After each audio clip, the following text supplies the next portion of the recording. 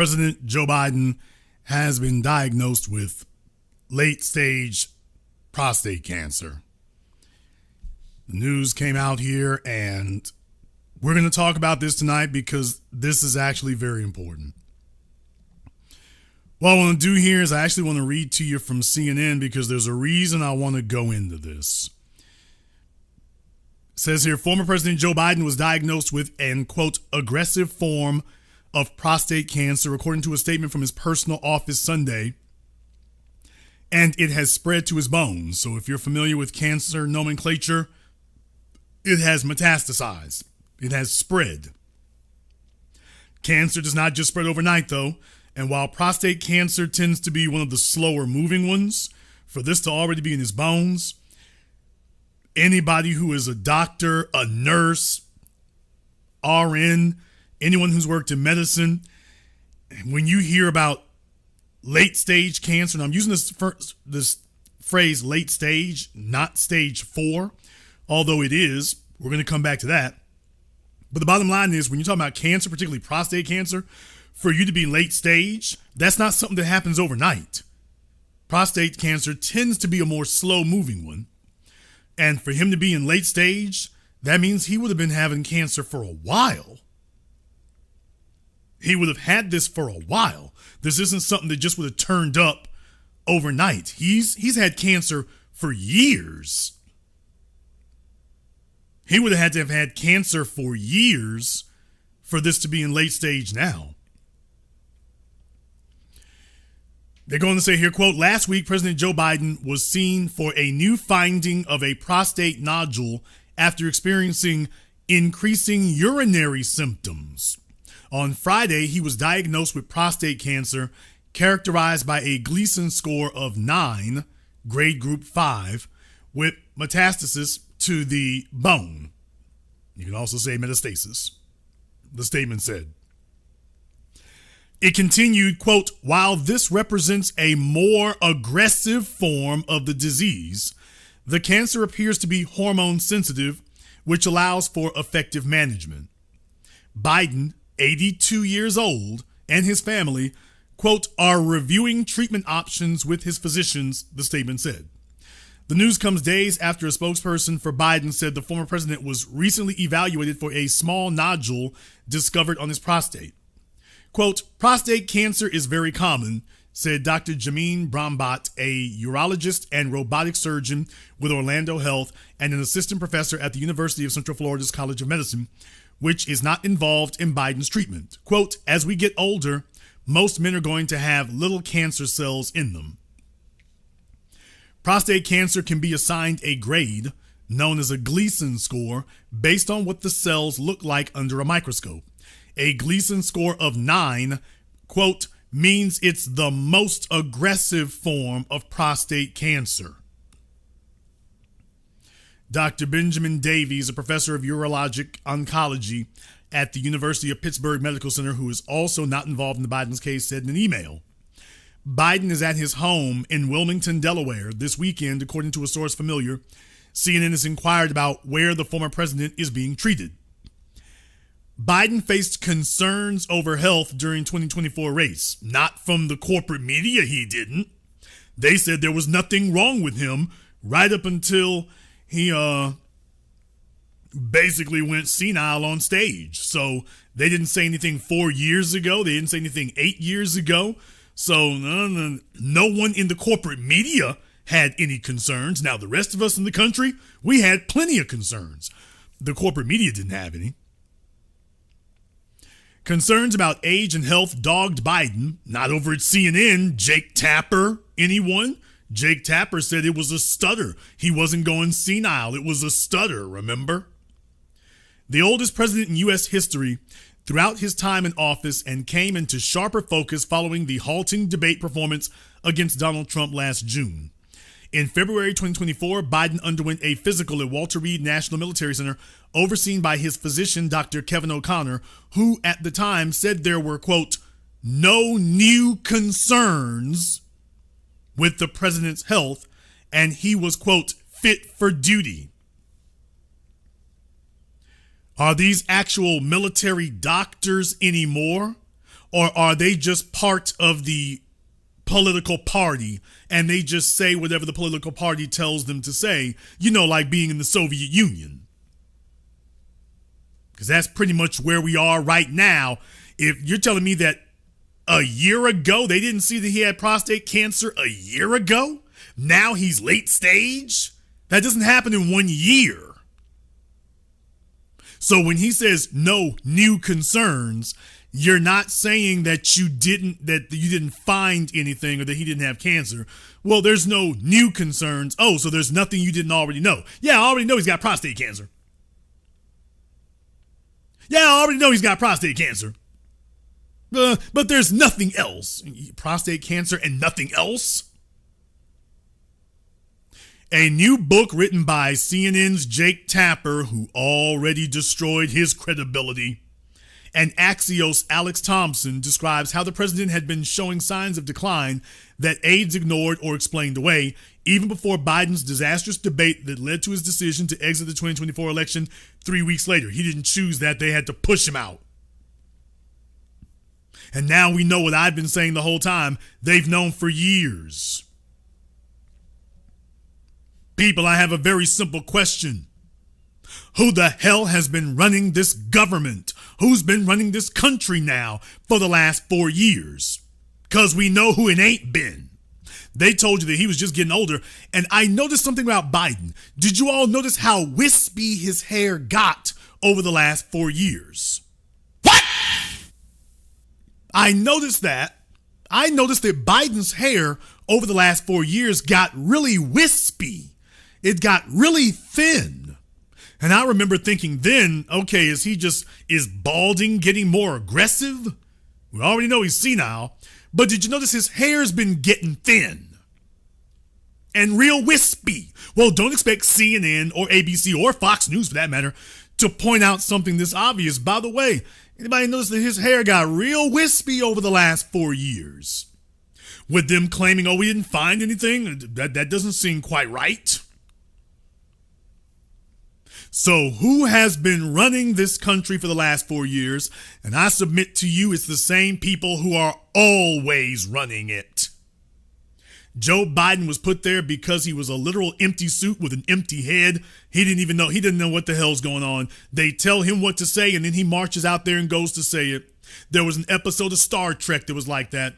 Based on Nazi Germany and Der Fuhrer. The man had been dead for a long time, but other folk were talking for him. You're not on your way to a Soviet Union style government in America. You're already there.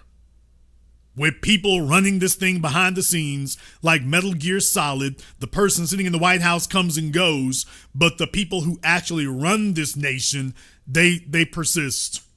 They're not members of a political party because they control both parties. And you cannot go to the corporate media because the corporate media is a wholly owned subsidiary of those powers, and that's why you can't get a truthful statement out of them until finally things collapse and they can't hide it anymore. Please remember that they paid Jake Tapper. They paid Jake Tapper. They paid George Stephanopoulos. They pay Rachel Maddow. They pay all these people to lie to your face. They pay them millions of dollars a year to lie. Millions of dollars. It says here that Tapper and Thompson write that Biden's aides privately discussed whether they would have to put him in a wheelchair for his second term, and that Biden didn't recognize movie star George Clooney at a June 2024 fundraiser. Biden has maintained a relatively low profile since leaving the White House. I'm not going to read any more of this here, but the CNN already jettisoned their credibility. Already lost it. I will read this last part down here. Trump said that Melania and I are saddened to hear about Joe Biden's recent medical diagnosis. We extend our warmest and best wishes to Jill and his family, and we wish Joe a fast and successful recovery. All right, pass the beer. Former Vice President Kamala Harris, who took over the Democrats' campaign after Biden dropped out, also wished the former president a speedy recovery and added that, quote, Joe is a fighter. Doug and I are saddened to learn of President Biden's prostate cancer diagnosis. We are keeping him, Dr. Biden, and their entire family in our hearts and prayers during this time. All right. Then they go on here talking about cancer is very serious, but there is some good news. People, CNN has not stopped yet. Even with Joe Biden having a late stage cancer diagnosis, CNN is still telling you all it's no big deal. They don't have credibility at these corporate media outlets anymore. They just have a very old audience. Their audience is old. Their audience doesn't think straight. They just tune in because they've always tuned in. But they're not critical thinkers. They just show up because they've been watching Wolf Blitzer for 4 decades. They're outrageously suggestible and controllable. That's why they look at us younger folk crazy. They said, besides the Gleason score, you mean the one that's off the charts? Factors such as blood, prostate-specific antigen levels, imaging tests, and biopsy findings are important in determining how the cancer might behave and what treatment options might be best. People, they've already known he had cancer. They're talking about they're reviewing his options. When you hear folk talk about they're reviewing options, that's usually not a good sign. When they say we're reviewing options, that's usually at the point of nature, quote, nature taking its course. So if they've already known about this and he has the best doctors in the damn world, at least he should. You're a president. He gets seen every year. Let's stop talking crazy like this is your unemployed uncle. He gets seen every year. Full physicals every year. There's no way in the hell that they miss this. And there's no way that they don't already know what to do if they can do anything. Even patients with high-risk prostate cancer, quote, can live a pretty normal life and have a good quality of life as long as the cancer is treated, Brombot said. That treatment is personalized to each patient and might come in several forms, such as hormone therapy, chemotherapy, or radiation. The fact that Biden's cancer has spread to the bone, quote, is very serious and not curable, Davies said. However, quote, there is some good news here in the newer hormonal and chemotherapy therapies that have come into this space in the past few years, which have shown impressive results and extended the longevity of patients significantly. It could take, quote, a few weeks to see which direction Biden's treatment goes, Brombot said. Some of the treatments can affect memory. How would you tell? Mood. How would you tell? Quality of life, whatever's left. So you have to be very careful about what you end up doing because you don't want to be overly aggressive. Then they talk about the fact that they had cancer has already been in the family that took his son, Bo. I'm saying that to you all because did you all notice what was missing in this entire piece from CNN to show you that they are still in full-blown propaganda mode? Let's jump over here to the to Reuters. Former President Biden has been diagnosed with, quote, aggressive prostate cancer. So you notice you hear the same thing, aggressive cancer, aggressive cancer. There's something that they're not saying. Former President Joe Biden has been diagnosed with an aggressive form of prostate cancer that has spread to his bones, his office said in a statement Sunday. Biden, 82, was diagnosed on Friday after experiencing urinary symptoms, and he and his family are reviewing treatment options with doctors, according to the statement. Quote, while this represents a more aggressive form of disease, the cancer appears to be hormone sensitive. Cancers that have spread or metastasized are considered stage 4, the most advanced. Most prostate cancers are detected at an early stage. Now, did you notice something? They did not say in any of these headlines that Joe Biden has stage 4 cancer. Now, that's what they say for literally everybody else. Every other person that you've ever seen who has late stage cancer, and it's metastasized, they say they have stage 4. But did you notice that neither of these headlines said stage 4? And CNN's entire article never says stage 4. And even Reuters mentioned stage 4. They mention it, but they don't come out and say Biden has stage 4 cancer. Did you notice that? So they are not quitting, people. with the lying, the misleading, the misinforming, the propaganda, they're not stopping. They're literally putting up stories now with a man who has stage 4 cancer and not saying he has stage 4 cancer. They're saying everything except what would sum up everything as quickly and concisely as possible. No, they're not fighting for you. They're fighting against you.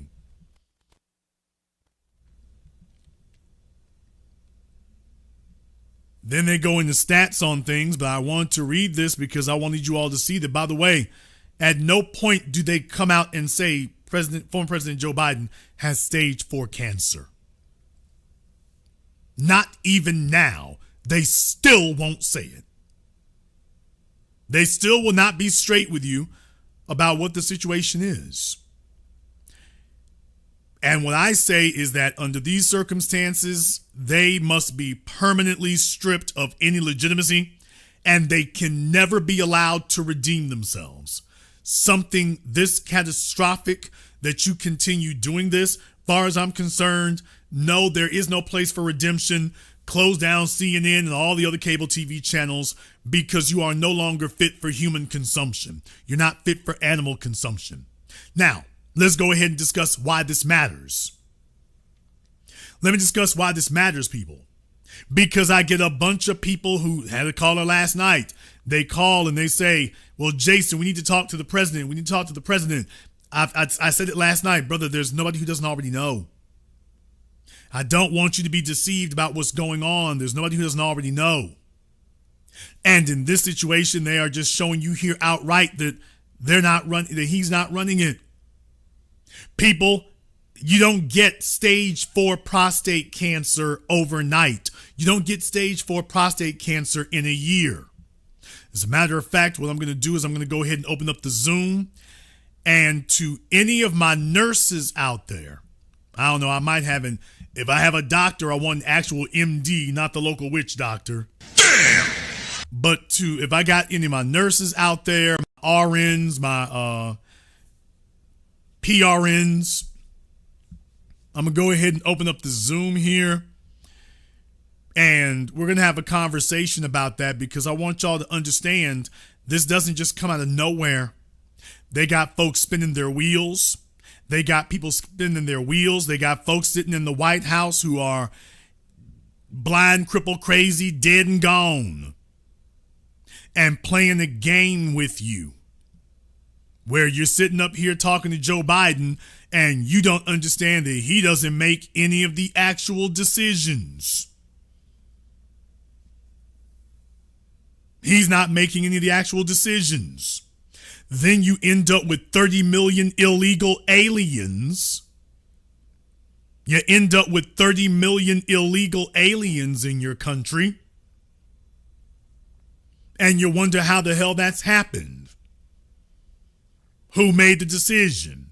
Well, yeah, Joe Biden obviously has to be a part of it. But what this demonstrates to you, the fact that we know he's had cancer for years, had to have had it for years. There's no way this just popped up out of nowhere like Orville Redenbacher's. There's no way in the hell that happened. If this is occurring, they've known for years. They've known for years. Now, I do want to be clear about one thing. You all know my policy. You know how I am. Other people can run their programs, do however they want to do. You know my policy. I've never been a person who celebrates bad things happening to people. I've never been a person who stomps on folks' graves or mocks them, except for the most vile and vicious and revolting. There are individuals who are truly deserving of outright damnation. There are. Carolyn Bryant at the top of that list. And gleefully so. In Joe Biden's case, I don't know if he qualifies at the top of it, but if he doesn't qualify as number one, he damn sure qualifies as number two. And deal with it. If he's not number one, he's definitely number two. We can start with segregation. We can start with Jim Crow Joe. We can start there. And then we can move on to the fact that he just moved the white supremacy below the table. We can talk about the crime bills that targeted us and just us. Let me explain something to you and remind you all of something here about how diabolical these bastards are. And I'm saying it like that, and I'm saying it here right now. Joe ain't dead yet here, so let me go ahead and get this off right quick here. Jim Crow Joe Biden, white supremacist extraordinaire. People back in the 80s, back in the 70s when they were actually going back to the 60s, but kicking off in the 70s, Richard Nixon, the so-called war on drugs was a war on black people. They brought the drugs into the neighborhood, brought them into the community, and then locked you up if you became a drug addict, and that became the American way.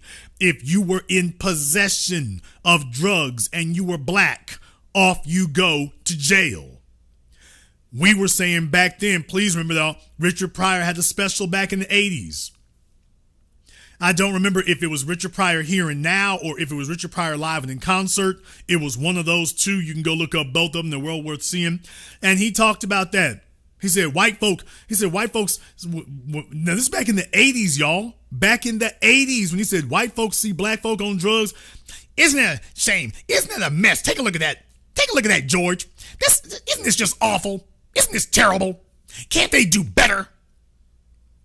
And he said that's until you went home and saw your kids in the basement strung out on drugs. Oh my God, it's an epidemic. They've been waging a race war against us, using every tool and every piece of armament at their disposal. It's been a race war. And they've been targeting us. And we know that it's a fact because just as soon as the opioid epidemic kicked off, and that is an almost 100% white issue, all of a sudden, we're legalizing drugs. All of a sudden, mass incarceration is no longer the answer to the drug issue. When they saw an opportunity to mass incarcerate black people, that was the only thing on the table, and all the politicians were 10 toes down for it. Yeah, if you're a drug addict, you need to be in prison. Now, when it was time to mass incarcerate white people, all of a sudden, overnight, the laws changed. Hell, actually, it didn't even change overnight. Please understand, they were never punishing white people for any drug use, cocaine, heroin, marijuana, not nearly the way they were black people. So white folk were already getting treated with preferential treatment. But once it got to the opioids, never mind the Sackler family making billions off of it, but once we got to opioids and it was absolutely time to mass incarcerate white people, that was when you saw government policy change. The very same cities that had targeted us for decades, all of a sudden they instantaneously overnight said mass incarcerating people for being drug addicts is not the answer. At the city level, not the federal level, at the city level, they started saying mass incarceration's not the answer. They started giving them places to shoot up drugs. They gave them safe places to shoot up drugs, safe places to do their heroin, safe places to do their meth, with the police standing right outside. What? For those of you who've forgotten, you can go look that up on YouTube. PBS Frontline did a documentary about it years and years ago. Up in Boston or Maine? Up in the New England states. Well, that had no problem incarcerating every single black person they could find for being a drug addict. And yet when it was time to mass incarcerate white people, all of a sudden the government said we need to help them do their drugs. Let's see if we can get them to safely do drugs. All of a sudden, their drug use became part of the budget. Now, when you said that about us, they told you, That's the problem. You all are just criminal individuals. You're just genetically criminal. Look at you. You don't need laws. You're just animalistic and criminal. And then when it's time, okay, hey, white folk, let's go ahead and lock y'all up. We need to have compassion. This is an illness. This is a disability. It wasn't an illness or disability with us.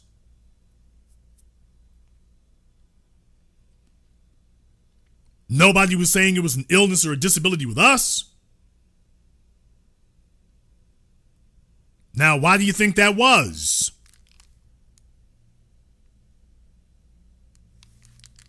Why is it that when it was us, there is no disability? It's not an illness. It's not a sickness. And the only acceptable treatment is incarceration. But Jim Crow Joe Biden, one of the first ones there to say, no, we can't just lock folks up. But only after they had mass incarcerated a whole generation of black people. Not until then. Not until then.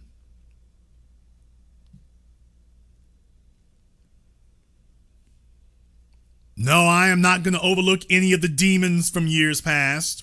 And Joe Biden did not stop what he was doing. He continued what he was doing. And that's why you saw under the Obama administration, and then when Joe Biden ran for office, you saw what was going on then. They all got together and conspired for the illegal alien invasion, specifically for the purposes of being a final solution to the black demographic problem. We will do the most heinous criminal thing in presidential history, but then again, you found a perfect sock puppet, a perfect empty suit. He doesn't even know where he is. And what little bit of him is left that does know where he is, he's on our side for it. So people, they found a disposable crash dummy.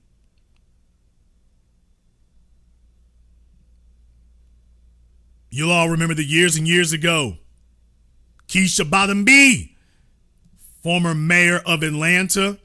You'll all remember that I showed that years and years ago. Let me go ahead and throw it up on your screens in case you've forgotten. Years ago, I showed y'all this picture. And I showed you that there she is, ready to bed winch it up. And I said she is disposable. And they're showing you in real time that she's disposable. And I also told you then that so is Joe Biden. He's disposable too. If he runs afoul of the wrong folk there, he will be disposable also. And that's what you're seeing. You know who's running things when all the smoke clears, whoever is left standing, that's the one who's running it. When you knock down everybody that you can, and then when all the smoke clears, whoever is left standing, that's the ones running it. The ones that no matter what you do, you can't seem to knock them down and can't seem to knock them over. Oh, those are the ones running it. They're the ones calling the shots. Joe Biden is down and out. Nancy Pelosi is talking about, you know what? I don't think I'm too old to be running for re-election. Take a look at the people who are still standing. When you see that, now you know who's running it. Now you know who told Joe Biden, bring in the illegals. Now you know who told the Democrat Party, we ain't no reparations. Yeah, Chuck Schumer, Nancy Pelosi, Obama and Hillary are kind of on their way out.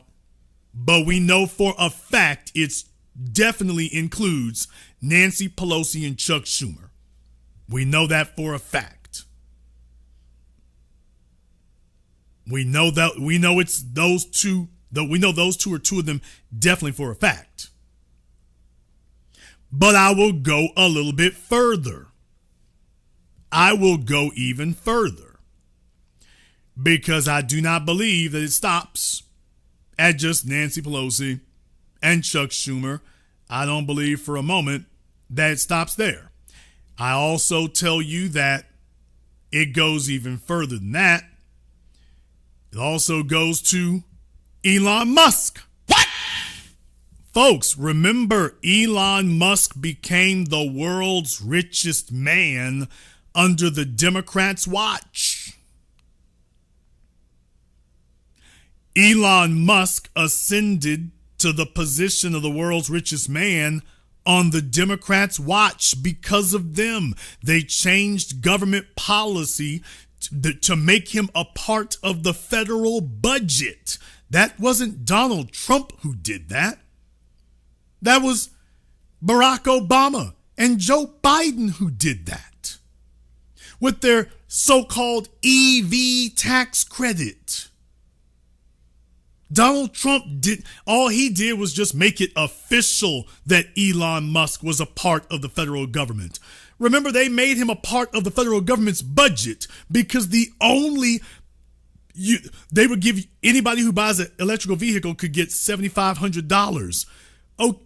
Okay, but there was only one company making EVs. There was just one company that was making electric vehicles. Not 3, not 5, just one. So you can call it an EV tax credit, but it's a Tesla tax credit because the only place you could buy an EV was Tesla. That was it. Oh, and in the chat room, y'all are getting ahead of me there, but let me go ahead and run through that right quick. Not only did they give you money to buy cars from Elon, they built out the infrastructure using our tax dollars. They built out the infrastructure so that everybody would have a place to be able to charge up their Elon Musk Teslas. They did not let the free market decide a damn thing. They didn't let the free market for people to convenience store owners to install electric chargers like they do for gas pumps. No, the federal government said we can't leave this up to chance. We will take care of subsidizing Tesla. People, when the federal government subsidizes your whole damn business and gives you a legal monopoly, how the hell can you? The only shame here is, Elon, you should be 5 times richer than you currently are. You've clearly fumbled it. How the hell can you have the federal government back in every play and you still sit up here and fumbled it like this? How the hell does that work? Now, you don't have a single black business in the history of the world that has gotten that type of welfare. To the white supremacist who called in last night, there's your white privilege right there. To anybody who tells you there's no white privilege, there's your white privilege right there. If the federal government gave us a legal monopoly and that kind of backing, and by the way, only white businesses get to be legal monopolies. What? Only white ones. People, the NFL is literally a legal monopoly. Literally. Major League Baseball is literally a sanctioned legal monopoly. For those of you who know your laws and tax law, you know that Jason's not making up that phrase. That's literally what the law says. The NBA is another one. All your major league sports leagues are legalized monopolies. They're sanctioned monopolies. They are legally exempt from the monopoly laws. This isn't Jason Black saying this. This is the law. For those of you who know your laws about sports, you know that this isn't hyperbole. This isn't a pronoun. This isn't me saying some general statement. That's the law. That they are allowed to operate legally. The courts have recognized them as a sanctioned legal monopoly. They will not be required to be broken up. What? You see, when you have a monopoly, they're supposed to step in and break you up, remember? They're supposed to step in and break you up. They allowed the NFL and the AFC to get together and form this legal monopoly. Nobody's trying to break them up. Not the NBA. They can make as many franchises as they want. Meanwhile, your black record labels are looking at a RICO indictment. Their businesses are criminalized, and white businesses are literally sanctioned legal monopolies. Okay, we need to get some of that sanctioned legal monopoly business too.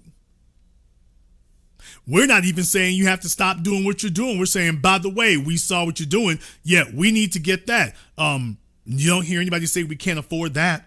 By the way, and they're fully subsidized, people. The teams are fully subsidized. Their stadiums are fully subsidized. The cities, the states, and the federal government, everybody's in on it. Hell, the Green Bay Packers is owned by the damn state. Damn! For my folks in Wisconsin and my NFL heads,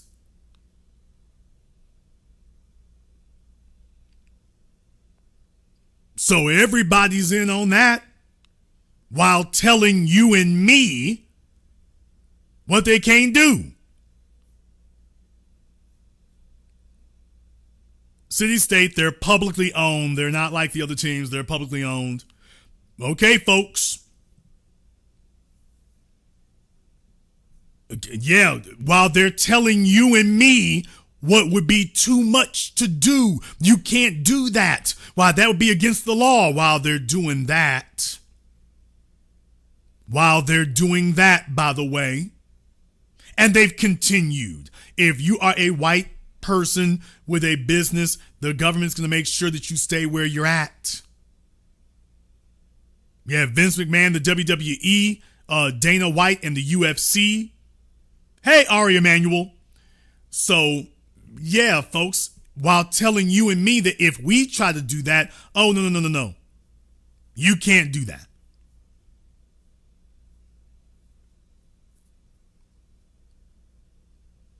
But you notice something. Elon Musk was standing there when the Democrats were in office. He was standing there when Trump came into office the first time. He was standing there when Joe Biden was in office.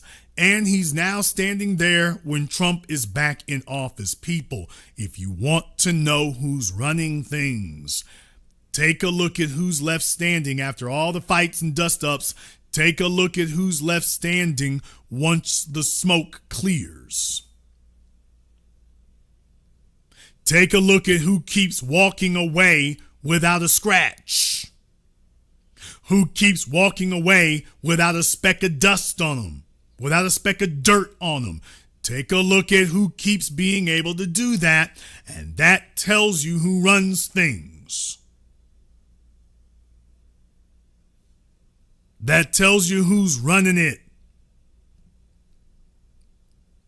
They don't give a damn who's sitting in office. They control all of them for what they trying to get.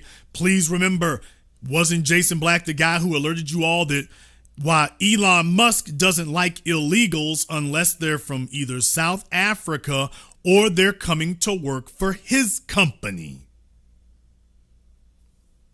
Remember? All of a sudden, H-1B visas and everything's fine. Elon Musk don't like illegals unless they're from South Africa or they're coming to work for his company. Now, all of a sudden, y'all are xenophobic. Remember, we dealt with this. He was on Twitter telling MAGA that they were xenophobic, that they were racist because they were not doing what was in the best interest of his enterprise. And you thought he was a right-winger. Elon Musk is not a right-winger, people. Elon Musk is not a right-winger. Elon Musk is a white-winger. And deal with it. I need you to understand that.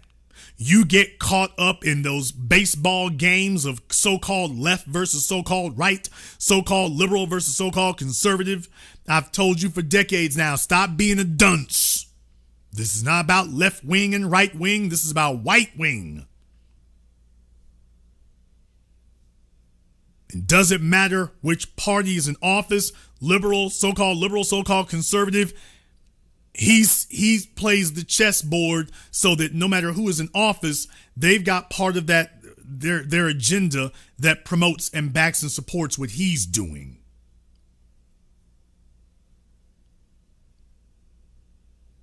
Rest in power, Brother Neely Fuller, who after the Charlottesville white supremacist riots, he was the one who told us that he was adding a new rule. And I was the person who amplified that to everyone. When I heard Neely Fuller say it, I said that everybody's got to know about this because he's right.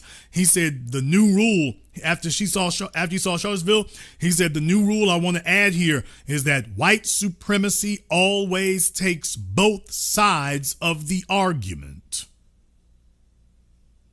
They got you thinking that they're only standing on one side when in reality, they've positioned themselves so that they benefit no matter which side of the argument is promoted.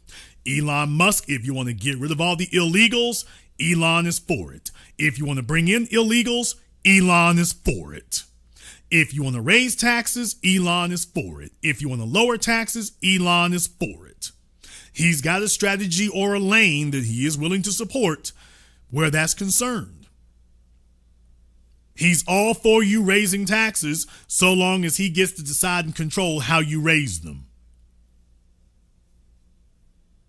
So he's willing to take both sides of the argument. And that's the system that you are in. So you see who is controlling and running things. Joe Biden, white supremacist archfiend, who was moving not behind the scenes, but in front of the scenes when he came into office in 2020 and told black folk we need to be getting behind Latinos.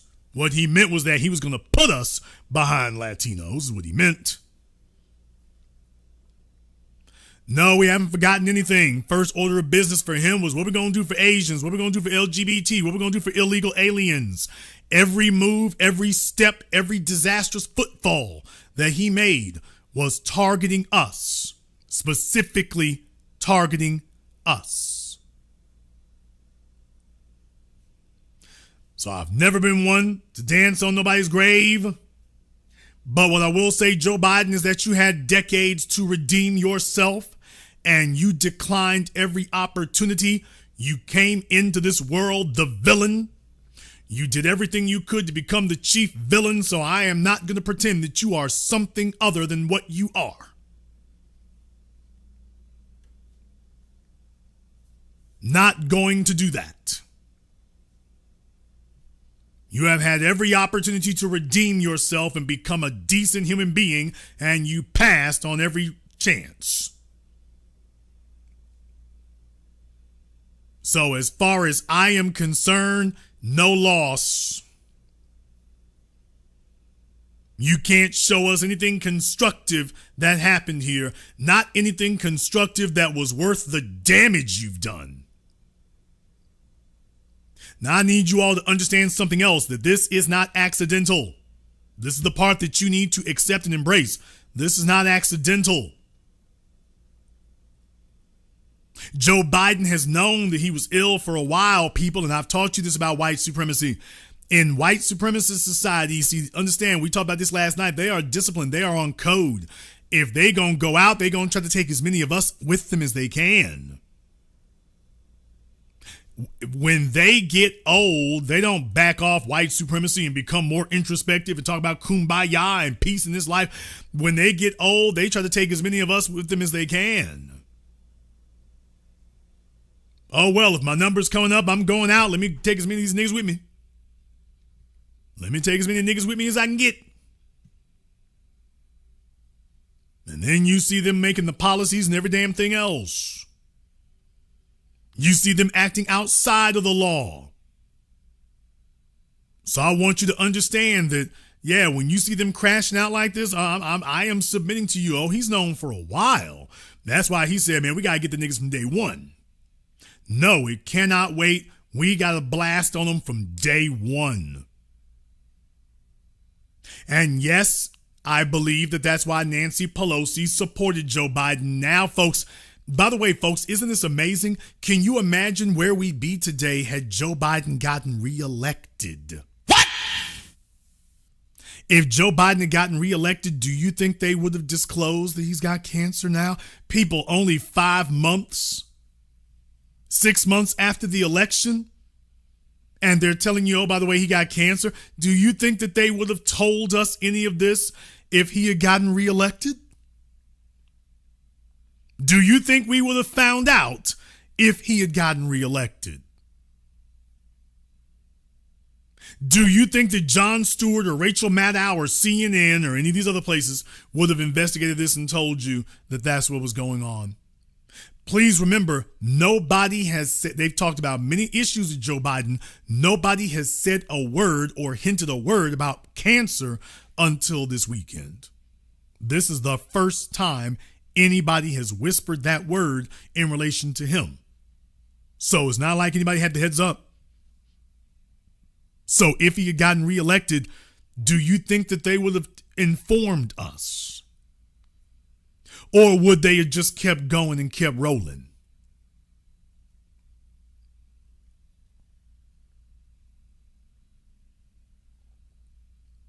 No, they wouldn't have said anything. They would have all played stupid. They would have all played dumb. People, they would have done him. Understand something. There is precedent. There is precedent. I am telling you, they would have done him like they did the Pope. For a not so good Catholic like Joe Biden, I'm letting y'all know they would have done him like they did the Pope. For those of you who don't understand how it works, Pope Francis recently died, okay? Y'all saw they had to hold a vote for who was going to be the next pontiff, the next pope, okay? But do you remember Karol Wojtyla, Pope John Paul II, the most famous pope of our lifetimes for certain? Remember? How many of you remember when Pope John Paul II died? Remember when he died? And remember, they, just like with Pope Francis, remember they said that he had been ill. Remember? But there was ambiguity, there was confusion. Remember that nobody was really sure when he had died.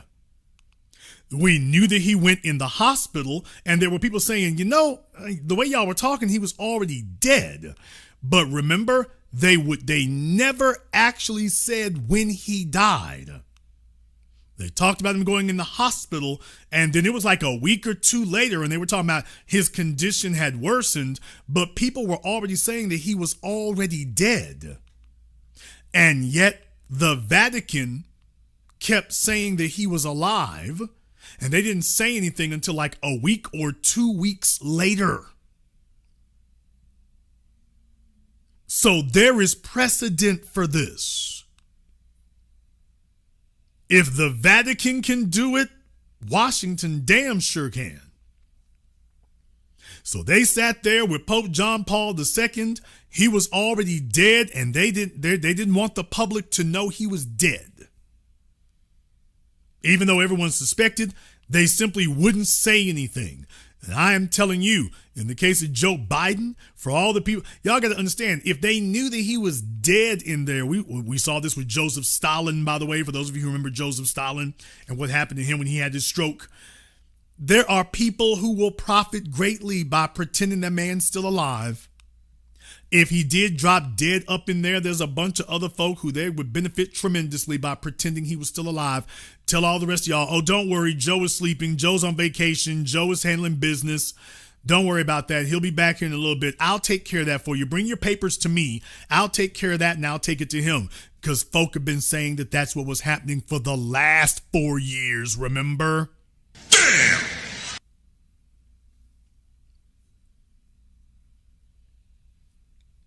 They were saying that he was using that machine to make his autographs, that other people were using that machine to make his autographs, to sign documents, but that it actually wasn't him because he wasn't actually reading anything. And even if he couldn't actually comprehend it or understand it.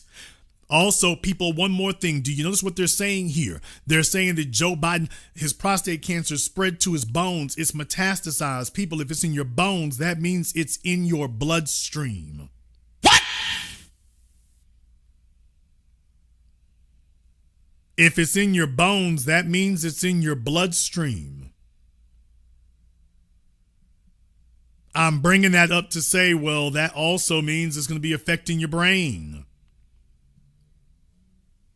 How many different definitive factors affecting the man's cognitive abilities do we have to see before you realize there's absolutely, positively 0% chance that no one knew what was going on, and there's also 0% chance that he was in control of his faculties in the last 5 years. He was a wind-up doll who could be put out there to give a speech. But as far as the real heavy lifting and the in-depth work, he had a bunch of other folk. They were the ones sitting around doing that. People, this is why this is a problem. We didn't vote for any of those people. Even if you didn't vote for Joe Biden, nobody voted for Kamala Harris to be president. They didn't vote for the Jen Psaki to be president. They didn't vote for the White House chief of staff to be president. If the person who they voted for on the ballot is not the one running it, then they need to leave. Because you other folk, we're part of his entourage. Get the hell out of here. This isn't a rap record label. Nobody voted for you. And yet you're running it. No one voted for you, and yet you're running it. That's the problem.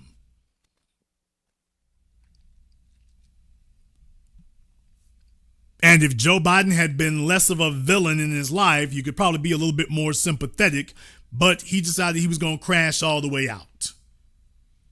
So I am not going to pretend to be sympathetic to someone who embraced and glorified his villain role.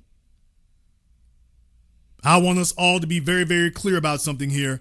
For the overwhelming majority of us, if we ended up in the White House, we would never have done any of these things simply because they would be unjust. There's no way we would have done that simply because it was unjust. We have people now who are deliberately asking for unjust governance and unjust people in authority, openly campaigning and openly demanding injustice. You see, when you allow Daniel Pantaleo and George Zimmerman to waltz and skate, when you sit here and give the thumbs up to letting Carolyn Bryant off the hook, please understand, there is no forgiveness for that. There is no forgiveness for that, period.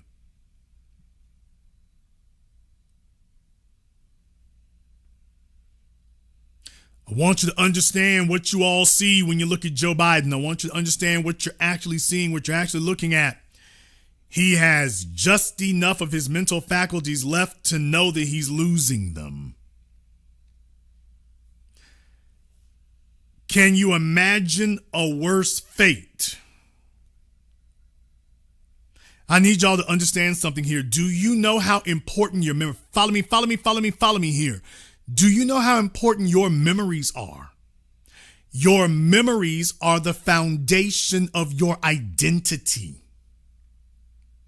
Your memories are not just a nifty add-on. Without your memory, you have no identity. You're not black. You're not a male. You're not a female. You're not a human being. If you do not have your memory, there's nothing else. Now, if I were going to afflict you with a disease, with an ailment, can you imagine something more tormenting than something that robs you of your memories and your ability to think.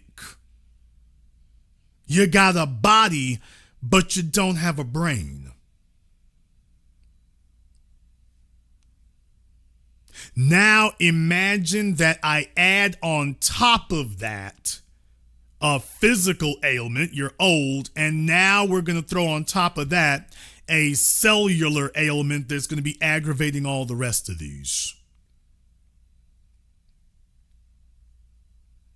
Have you thought about that for a few moments? It's not just one thing. Imagine being robbed of your memories. Somebody in the chat room said, Gene Hackman, now that we found out what the hell happened, his wife died first, and Gene, nobody said anything. Y'all, we didn't find out that Gene Hackman, had Alzheimer's, dementia. We didn't find it out until after the man was dead. Oh yeah, one more thing.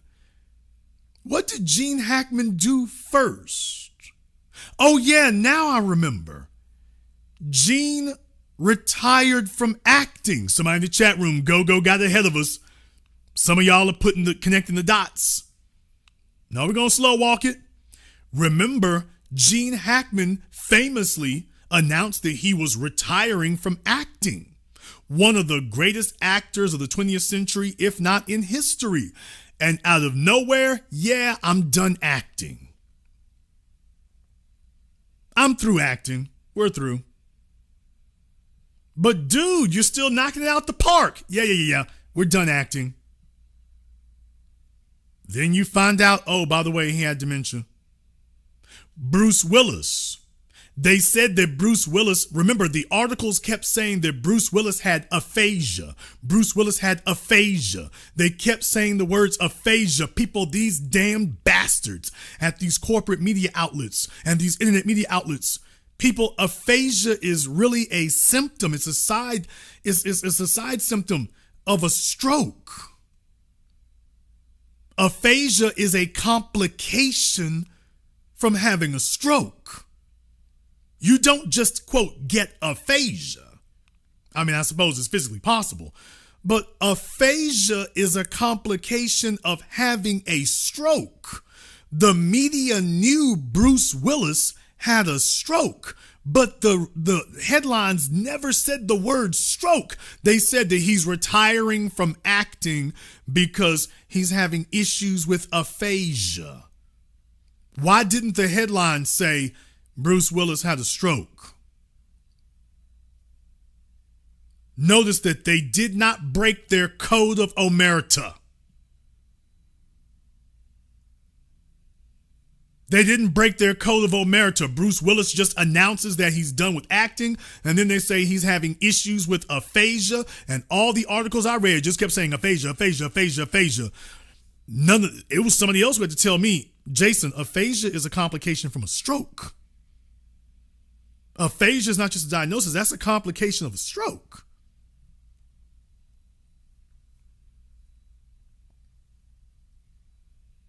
Now, you remember with Jamie Foxx, he didn't get quite the same treatment. The media came out with their suspicions. Jamie Foxx probably had a stroke, right? He's in the hospital. He probably had a stroke, right? They didn't give him the Bruce Willis treatment. They came out, he was trying to keep it under wraps. The media came out from the beginning. Oh, he's had a stroke, right? I mean, we're looking at it, but he must have had a stroke, man. He must have had a stroke. His family's covering up his stroke. He was in the hospital. It looks like he had a stroke. His family's trying to cover up the stroke. But with these white politicians and these white entertainers, no, they'll say everything except what the hell's going on with them, and they will all be on code and lockstep. They will all be on code and lockstep in line with each other. Now, we knew about Michael J. Fox's Parkinson's. He announced that. With these other folk, they come down with illnesses, they retire, and the media doesn't say a word. They know what happened, but the media gets on code. The media gets on code. And where Joe Biden is concerned and the political powers, please understand. This is what they own. They've always done this, man. They cover these things up. Now, if it's you, I ain't covering up nothing.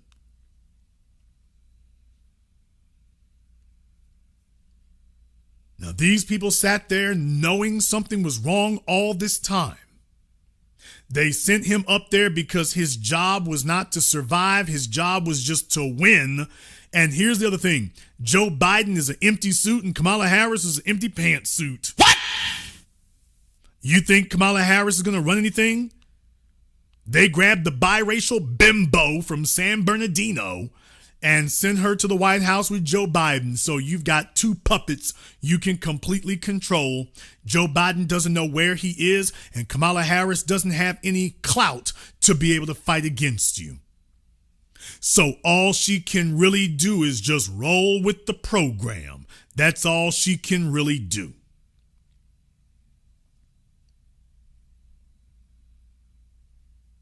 Don't you all see they chose that whole administration?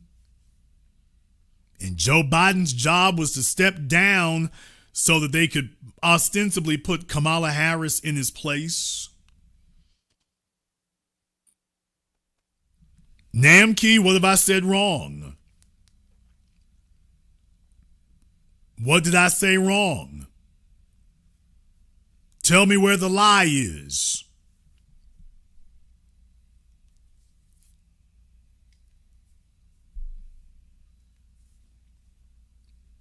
So, folks, when you talk about torment, when you talk about having the plagues visited upon you, it's one thing to have one serious ailment. It's another thing to have a string of them. As you're getting older. I mean, it's one thing when you're young and more vibrant. You're in your 80s now. I mean, you're completely helpless and defenseless against it now. You can have the best doctors in the world. Now what?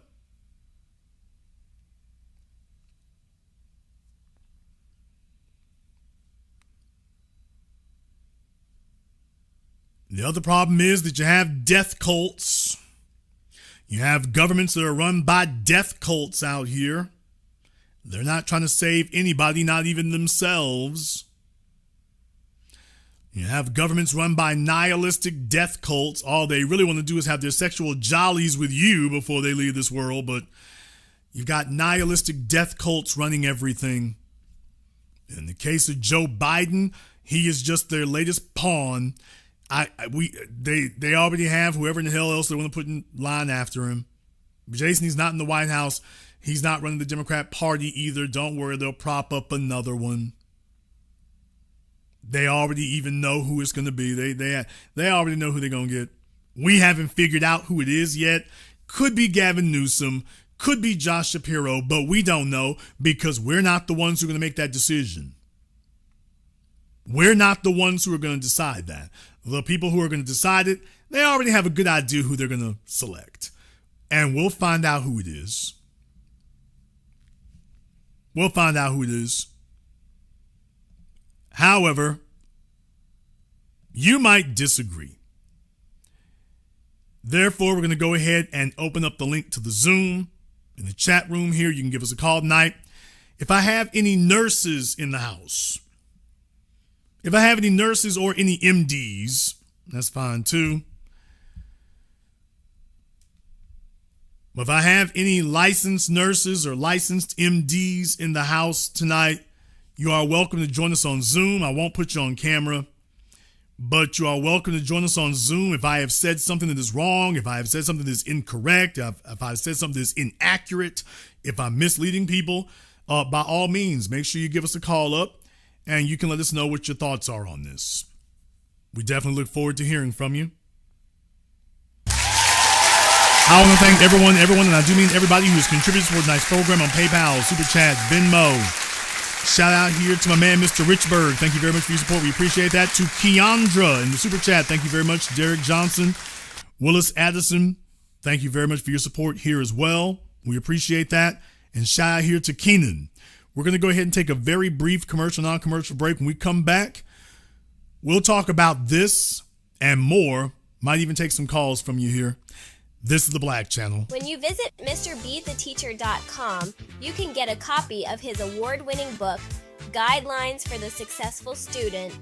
While you're there, grab one of his newest tunes along with fun and educational lyric videos. Never give up, don't worry, never give up, study. In order to 2 times 1 is 2, 2 times 2 is 4, 2 times 3 is 6. 2 times swap names, he, she, they, and we. Simplify the Daddy divides as the father and guide. Mommy multiplies and shares on what they buy. You can also acquire his tutoring services via varsitytutors.com or tutor.com. If you wish to speak to Steve Burgess directly, you can do so through MrBeTheTeacher.com. The Honey Badger and the Mongoose is a children's story for the family of how a honey badger and mongoose fight an evil alliance of venomous cobra, snakes, and hyenas that overhauls the balance of the savannah. The Big Five. The honey badger demands reparations. Will the Big Five give the honey badger reparations? Can the evil alliance of cobras and hyenas be stopped? The best new price for the hard and soft cover is at www.thehoneyBadgerandthemongoose.com. You can also find this book at Amazon, Audible, and Kindle.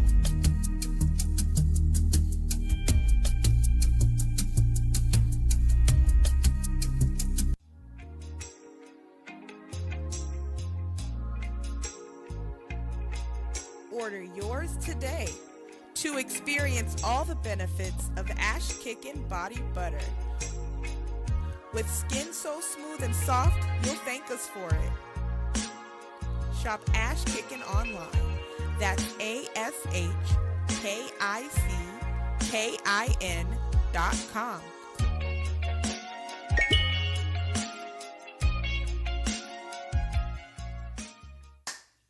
Hi, this is Brenda Starr, creator of Poetry with a Purpose and author of the book Pressed But Not Crushed. Pressed But Not Crushed is an anthology of political poems that address current and historical issues in American descendants of slave population and African American population. The book describes slavery and its residuals, Jim Crow segregation, social depredation, and other relevant issues to American descendants of slaves and African Americans, including the current political climate that does not address our issues.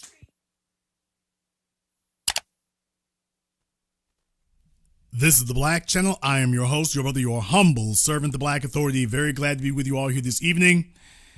And the Zoom is now open. If you want to go ahead and give us a call on that, we are discussing Joe Biden's diagnosis, stage 4 prostate cancer. How long have the Democrats known? I suggest to you all that they have known for years. They've known since the beginning. This is yet another American cover-up. That's all the American government does now. It's a criminal organization. All it engages in is cover-ups, scheming, wrongdoing, criminal activity. That's all they do now. That's it. You don't even have a shadow government anymore. You just have an underworld. That's all we have. We don't have a government anymore. You've just got an underworld.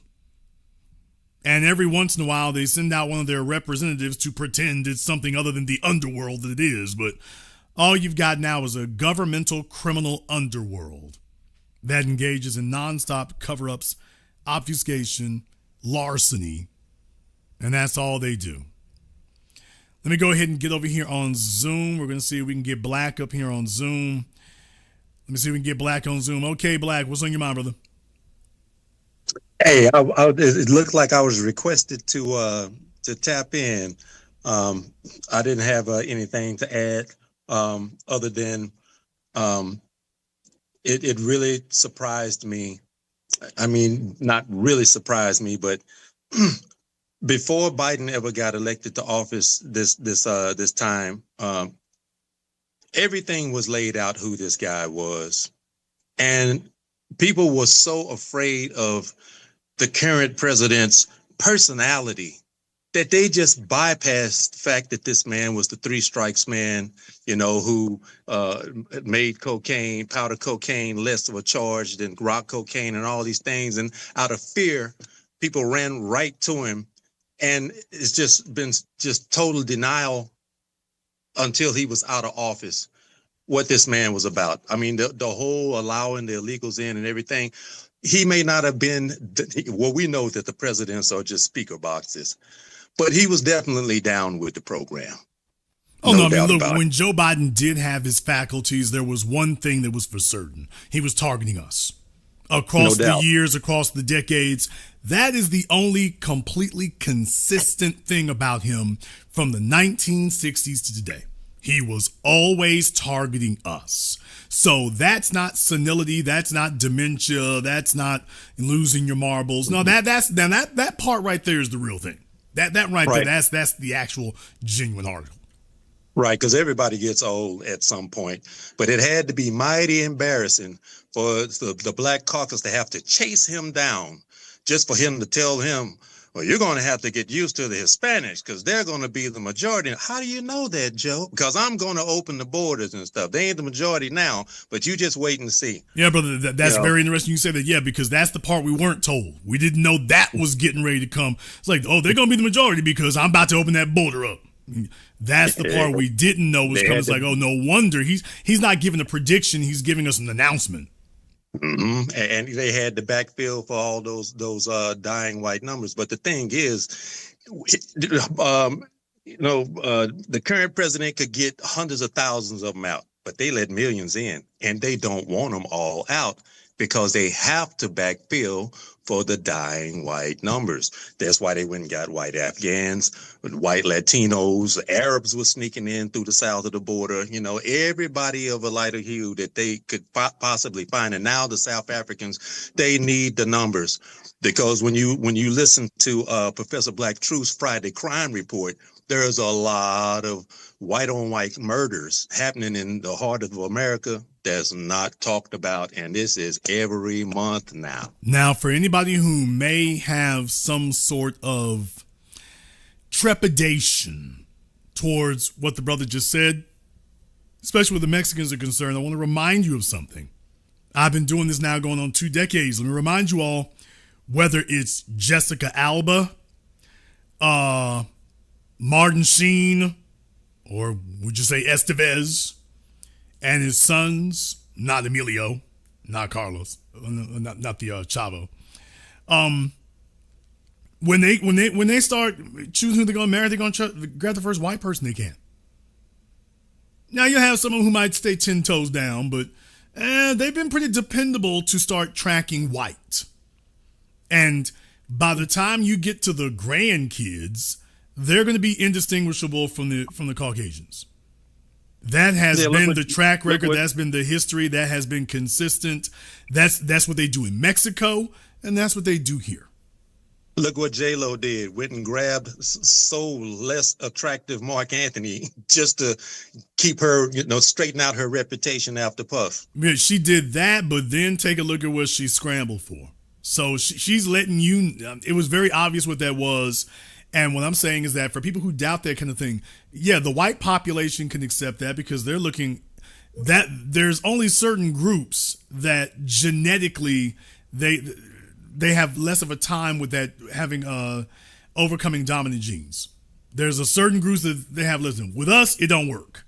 But with Asians, Latinos, Arabs, the white genes will make it do what it do. It'll make it do what it do, and if nothing else, by the time you get 2 generations down, you've got somebody who is ambiguously white at worst and is indistinguishable from Caucasian at best. That's what you end up with. So you'll have a Dean Cain. I'm not going to go down the damn list, but y'all know all the names.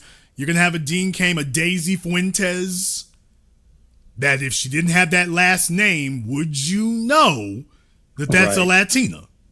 Jessica Alba, if you didn't have the paperwork, and if she called herself Jessica Jessica Jones, no pun intended, would you know that that's a Latina? Raquel Welch, she didn't let the world know she was a Latina until after she retired from acting. But Raquel Welch lived as a white woman in Hollywood. She lived and presented herself as a white woman in Hollywood and literally did not disclose that she was Latina until she was elderly. But for everybody who remembers her back in the 60s or whenever, oh, she's this little firecracker, that was a Latina who was living and passing as a white woman because she could. Because she could. And what she found was that they're not going to ask too many questions. They're not going to ask any questions, and this is what they want. As long as you can pass for white and you're not going to overturn the system, you're in. You're in. And that's exactly what you're going to see happen. So that when he talks about backfilling the buffer classes, y'all, there's a reason why they choose those. Yeah. When you take a look at the Tim Pools. What? Now, I don't know who Tim Pool's wife is, but I will say if his wife is white, well, that's it. There go the Asian genes. He got a little bit of them in him, but you got to squint to look at him and see the Asian. But if Tim Pool's wife is white, yeah, there goes the Asian thing. That's gone. Say goodbye to that. The white population is willing to do breeding out over the course of, okay, the kids and grandkids, they're willing to do that? Okay. We're too problematic for that. That doesn't work over here. With these rest of these folk, yeah, bring them on over here. We can breed them out. We can whiten them up. So for anybody who might have had some hesitation out there, can that really work? It's already working. Go to India. Go to Mexico. Go to Brazil. Talk about largest black population outside of Africa. Who the hell running it? Go to Colombia. You want to talk about your Colombian booty models and whatnot? They never stop with the plastic surgery. Oh, yeah, because if they didn't tell you they were Latinas, if they called themselves, Michelle Williams, would you know? If she told you, no, I'm white, I'm Caucasian, I'm German. No, I'm not Latina, I'm German. And it's a big campaign of desperation. Anytime you got someone that makes a movie called The Gods of Egypt and there's not a black person in the whole entire movie, that lets you know just how desperate and unreasonable, and how fearful somebody is. We don't get anything, black people, because when you make Black Wall Streets without any financial backing, with all the laws set against you, just because they left you alone, that means they can't leave you alone. Neither can they love you, because if they get close to you and you bust a nut and they're gone, then they can't love you either. Not unless they really are going to just let love abide. And we could see now we're too far down the line where they say the devil cannot turn back now. He's done so much. And so yeah, we ride this out. We're going to be here in some form, come hell or high water. Black love. Thank you very much for giving us a call tonight. Yeah, folks, for the Joe Bidens, there's a reason why they operate like that, because they are in full-blown race war mode, and they figure, well, we can bring the Mexicans over and we can lighten them up over the course of 30, 40 years. We'll take them to the schools. They have to learn English, so we ain't worried about Spanish. They'll have to learn English, not worried about Spanish. They're gonna have to do commerce in dollars, so we're not worried about the peso. Not worried about bricks neither. And within 30, 40 years, those grandkids are going to be white. Even if they're not genetically white, they will be phenotypically and socially white. Even if they are not genetically Caucasian, they will be as far as their looks and how they socialize. In other words, they'll be white enough. They'll be white enough. And as long as they support white supremacy, 2 thumbs up. We'll roll with them. And you might have a couple of malcontents in there somewhere. You're always going to have an Emilio Estevez who don't want to just roll with the program. But other than that, we'll buck break the rest of them. All right, let's get back over here on Zoom. We got Superpower Media here on Zoom. What's on your mind, brother? Hey, what's up, Jason? Yeah, everything you're saying is dead on correct, man. I mean, now we got to see that we realizing they was going to crash the whole thing anyway. They was going to let this guy just be the president, and now we got to wonder who was going to be the puppet master, or who is the puppet master that was going to be running things. So who was running things during the whole administration of Biden, and is it the same puppet master that's running it now with Donald Trump in office? Because I mean, is it the corporations that are running things? Is it the rich guys? I'm pretty sure that's who's running everything. They just putting people in position as token heads at this point and saying, hey, we just need a face. The Democrats and the Republicans has already been compromised. This thing is way out of control, and black people, as we see now that we're under attack on a daily basis as black people. So we really need to tool up, keep ourselves focused, and make sure we stay on top of things, because they're coming at us at every angle, Jason. Well, you speak true when you said they're coming at us at every angle. So let me go ahead and extrapolate this out even further now that you brought it up. All right, Jason, what happens next? Folks, what happens next is entertainment. What? This was too blatant. Go take a look at CNN stuff on Twitter right now. Everybody's talking the way I'm talking right now. How long has this been going on? Who's been really running things? Thousands of comments. Thousands. This is going to be the talk of the media tomorrow morning. Everywhere. Fox News, everybody going to be talking about this. Online, where the action really is, everyone is going to be talking about who was really running this thing the whole time. Asking uncomfortable questions. So they're going to have to get the society to stop talking about it. They're going to have to get you to, quote, move on. Although that's a difficult thing to do. So I'm predicting more hit movies. Some video game. I wouldn't be surprised if GTA 6 drop early. Something to get your mind off of this. Something to distract you with. Something to cloudy the issue with here. Something to, misdirect you with. So I am predicting something entertaining is going to happen. Now, they already had a clinic get blown up and a boat hit the Brooklyn Bridge. So I don't know if Biden was steering the boat. What? Folks, I don't know if Biden was steering the boat. There was a shooting at the gym in Las Vegas. Y'all, it's been a crazy weekend. It has been a wild weekend. Fella shot up the gym in Las Vegas. There's video. He runs out the front door. The police gun him down. I mean, this has been a crazy weekend. It really has. So we got planes acting up. We got boats hitting the Brooklyn Bridge. We got bombs going off at fertility clinics. And then in the middle of all this, Biden said, by the way, I got cancer. And I'm like, okay, next up, aliens landing. That I'm telling y'all, if I was a betting man, if the puppet masters are doing what they do, you're going to have to distract people. So maybe they're going to kick up a war somewhere. Maybe we're going to drop some bombs somewhere to get people's attention off of, by the way, who the hell's running this thing again? Oh, wait, man, bombs going off. Who the hell, Iran? We're going to invade Iran? Really? Things like that. So be looking, if they're going to do it, be looking for something next week. Because you don't want to leave folk just talking about this. You really don't want to do that. Now it's just too blatant, brother. It's too blatant. It's too open. You can't hide it. It's in the open. You can't call it a conspiracy theory anymore. Which listen, you said it yesterday that you had Donald Trump campaigning for Boeing. Now he's supposed to be the president of the United States, but he's campaigning for a company. So it's like, are you on the payroll?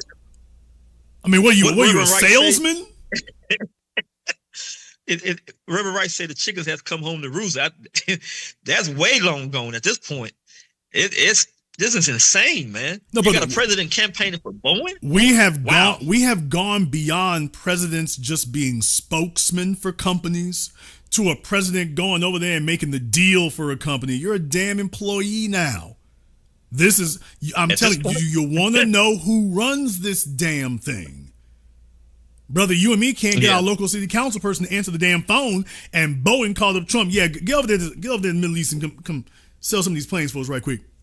Don't bring your ass. No, you go. No, not a phone call.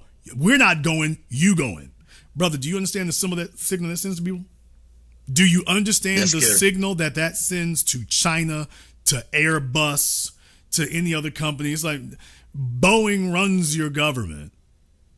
Boeing runs it. Yeah, don't worry about them planes that fell out the sky and all the doors coming off and the white men who run the company there. And then you talk about DEI. Well, okay, who making the decisions again? Don't worry about any of that. Don't let reality jump in your way. Don't let that get there. No, just send the president over there and he will make all the deals. Now, if you and me did that, oh man, are you kidding me? If you and me tried that, we'd be in Kwame Kilpatrick's position. They would say it's bribery. They would have been come and got us. We wouldn't be talking about it. They would have been come and got us. So this is who runs this damn thing. There are folk out there who don't understand. Man, do you realize when we talk about they can kill folk? Do you see what the hell I'm talking about? This is how serious and how big it is. If, brother, $200 billion, if your ass is bad for business, you're going to come up missing. Oh, yeah.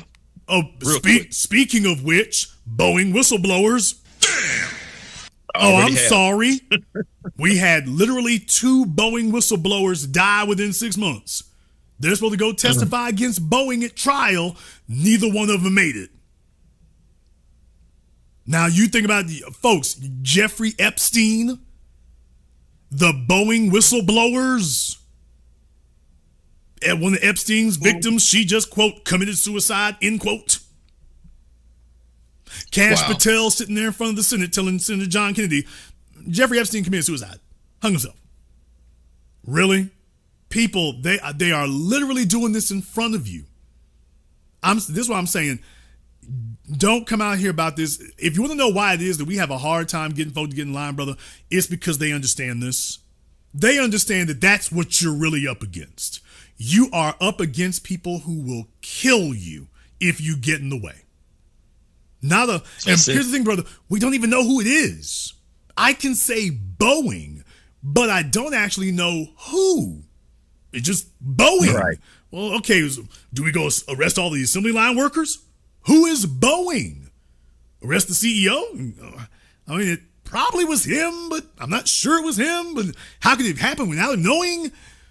Brother, when you got if you and me had 2 people, if 2 of the witnesses in the Diddy trial came up dead, brother, if 2 of the witnesses on Diddy's trial came up dead, it wouldn't be no discussion. The judges go ahead and swing the hammer, life sentence. Wouldn't be no discussion. Boeing has 2 whistleblowers show up dead. Oh, well, sell some yogurt. Oh, look, a commercial for Irish Spring. I mean, we literally dealing with an invisible government at this point. Like, when the Iraq War was going on, they had all those black sites, and nobody knew where everybody was coming up missing at. I think that's when it all started. We're dealing with invisible. It started government. way before then. And, yeah. Sorry, way before. Remember, Eisenhower, on his way out of office, warned us about the military-industrial complex. He was saying it then. He was something that most people didn't even think about. Military-industrial complex, what the hell does that even mean? He was warning you then, hey, like these wars we keep getting into, this is a president, but he had been a general. And he's letting you know, hey, y'all, these wars are really business. Yeah, I know, 6 million dead Jews, I get it, but hey, I was the Allied commander. It's a business, y'all. War's a racket. Now, I've done my best to try to claw that thing backwards, but dude, they are so far in this thing. They are so far in it. Think about this for a minute, brother, and you already know this, but let me remind you all. Okay, well, Jason, shut down the military-industrial complex. I wish I could say it was quite that easy. You have to have a military. Yeah, but you don't need the bad parts of it. How do we define that? Boeing makes airliners for citizens the same way they make bombers for the military. Lockheed Martin makes stuff that goes in all of your aircraft, just like they do in weapon systems. Northrop Grumman, same thing. So we were talking about military aircraft, also have civilian uses, civilian applications. Goes deeper than that. Who makes your jet engines? General Electric. You mean the light bulb? You mean the light bulb people? Yeah, them. They do a lot more than light bulbs. They also make nuclear reactors. They also make nuclear reactors. How do we unwind them? How do we unwind this? How do we get their tentacles out of this thing? Because, okay, you get rid of the planes. They got the nuclear power plants. Hey, you want us to go over there in the Middle East? You don't want them messing up the uranium, do you? Okay, well, we're your go-to people. We've already got our security clearances. We're your go-through people. Brother, that's what I'm saying. Even if we want to get their tentacles out of things, but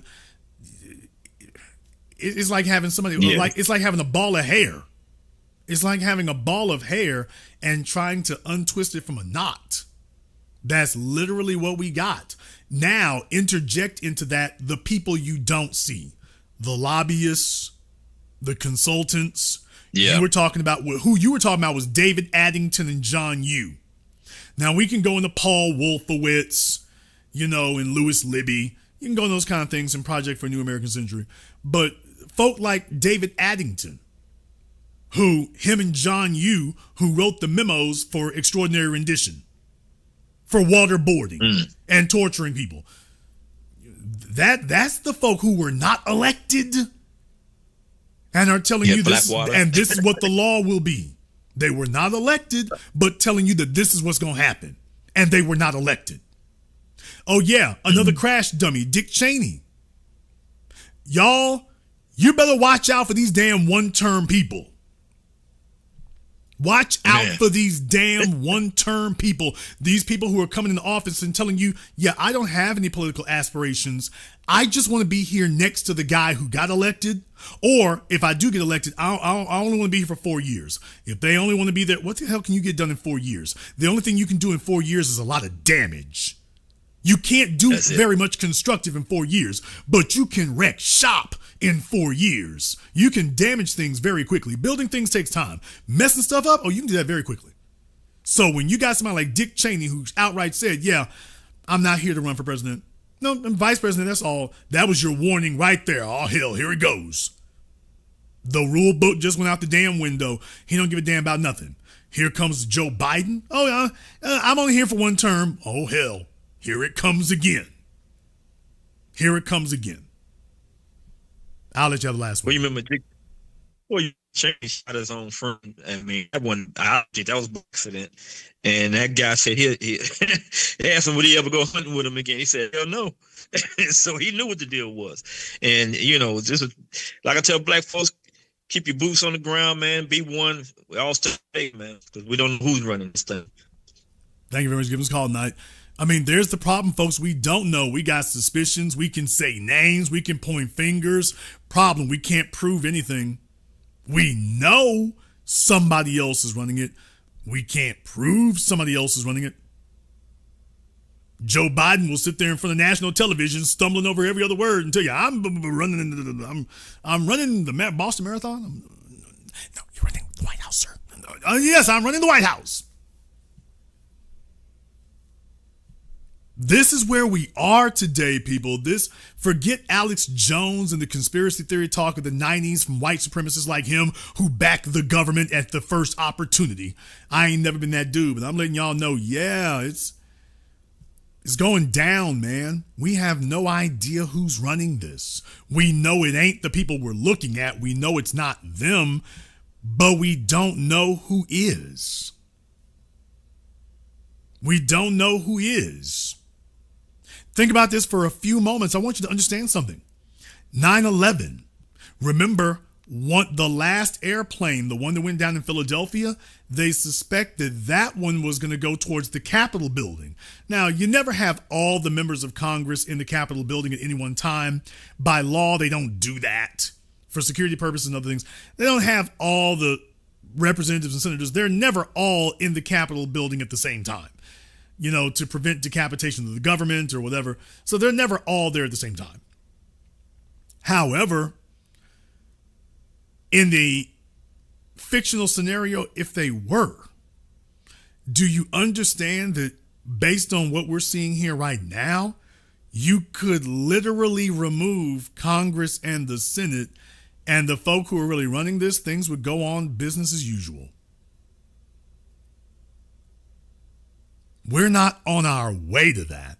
We're there now. You could take out Congress and the Senate, and the folk who really run this thing wouldn't miss a beat. They would not miss a beat. You literally wouldn't even notice. You wouldn't notice they were gone. The same decisions would keep getting made. People, you got U.S. Congress people talking about, we don't know why this bill got pulled. We don't know why this bill got buried.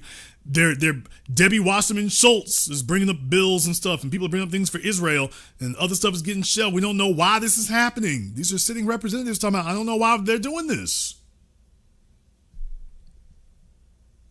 Why is the Speaker of the House doing this? Why is Mike Johnson doing that? But that's not the right question. The right question is who's giving him his marching orders. He's supposed to be taking his marching orders from the citizens of Louisiana, but obviously he's not getting his orders from them. He's getting instructions from somebody else. Now I want to take it even further, people. Now, here's the part right here where if you want to talk about conspiracies, here's that conspiracy part right here. Hey, Joe. Yeah. We've made a decision. You can go ahead and run for president. Yay, me, run for president. Don't worry, you'll be happy. Don't worry, I won't let you down. Oh, trust me, you will let us down, but want to let you know about something here right quick, Joe. Before you get too giddy, before you get too happy, and before you forget who put you here.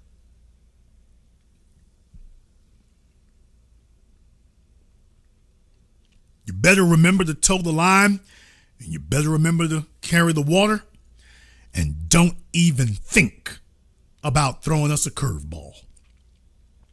Don't even think about it. Because you still have another son out here. What?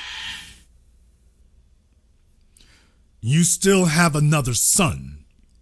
And you still have grandchildren, even if you don't want to claim them. But remember, you still have another son. You still got a son. You still got a wife. You still got grandchildren. So my suggestion to you is that once you get in that White House, you better not forget what the real game plan is. Because if you do, Kennedy ain't the only one can leave in a pine box.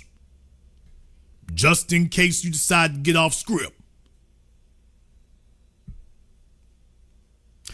Folks, do you also doubt that Donald Trump had a similar conversation? Please remember, for those of you who are in the military, being 100 feet, 200 feet away, there's no way in the hell you would have missed that shot. An experienced military marksman, much less a military sniper, there's no way that even a routine, run-of-the-mill military sniper would have missed that shot on Donald Trump. They wouldn't have missed it. They wouldn't have missed it.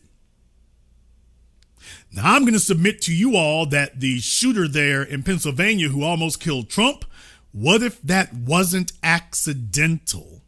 What? No, folks. I mean everything.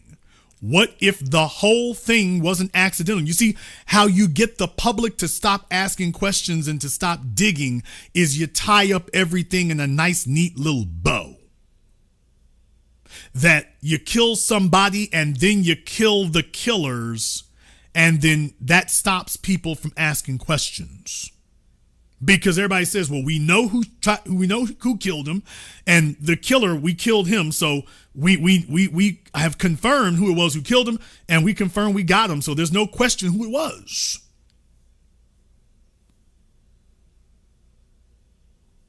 Yes, some of you are already putting it together. Not Lee Harvey Oswald. Jack Ruby. Jack Ruby. Jack Ruby, who was part of Jewish mafia, got mobbed up with, who are always walking lockstep with the Italian mafia. Carlos Marcello down there in New Orleans.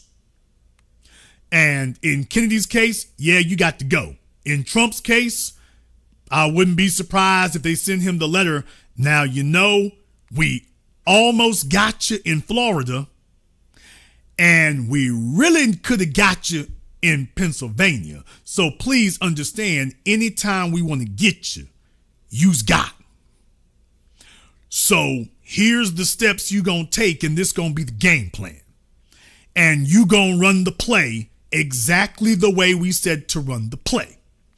And even if you are not concerned about yourself, you have sons, you have daughters, you have grandchildren.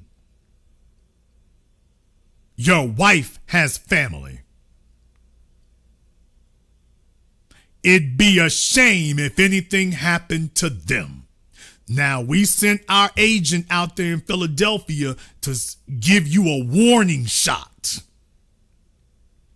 That was just a warning shot to let you know we can get you anytime we want to get you. Nobody's going to ask any questions because just like Jack Ruby, people, y'all, this has happened lots of times, people. Sirhan, Jack Ruby, the guys who killed Malcolm X, James Earl Ray, Lee Harvey Oswald kills Kennedy, Jack Ruby kills Lee Harvey Oswald, tied up in a nice, neat little bow. Oh, yeah, and get rid of those Kennedy files. Don't let nobody take a look at them.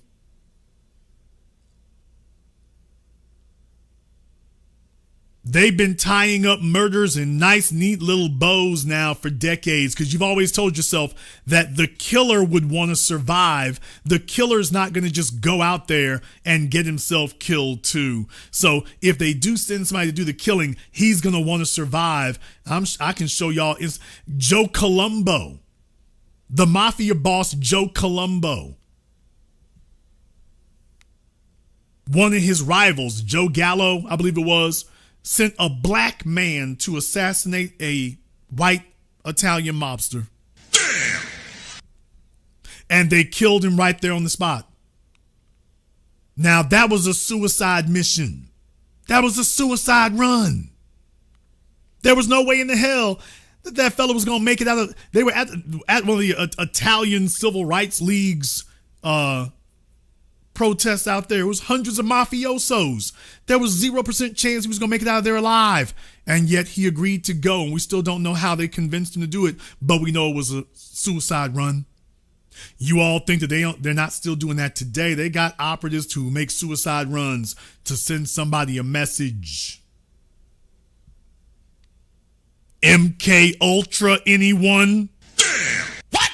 Damn! What? Damn! Okay, if COINTELPRO is still active under another name, then why wouldn't MK Ultra still be active under another name? Activate the operative. Send him out there. He's don't halfway know what he's doing. It's always some loner, some drifter, some mentally oh, he was good in high school. Then we don't know what happened. He took in with a bad crowd and we never heard from him after that. Folk, we've been hearing that for decades. Charles Manson, Ted Kaczynski, the Unabomber, and a bunch of others who went out and became serial killers.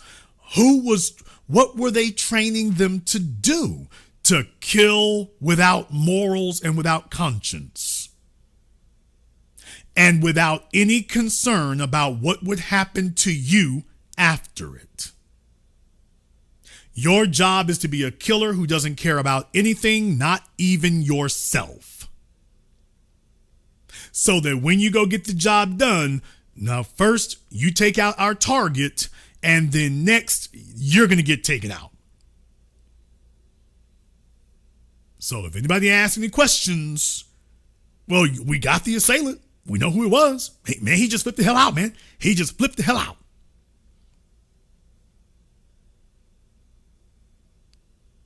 So you're sitting there in that White House. They're telling you, it's like, dude, we're everywhere, including the Secret Service. Damn!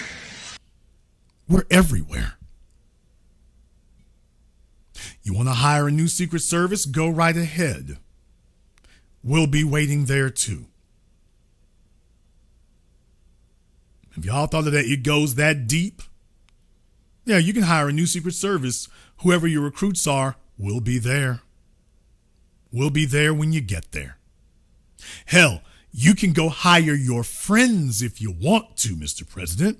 Why don't you go make some of your son's friends and ex-military people? Yeah, because we all know a bunch of ex-military Navy SEALs. Of course, all of them are trustworthy. There's no chance that any of them could be sleeper agents that we put there. Could there be?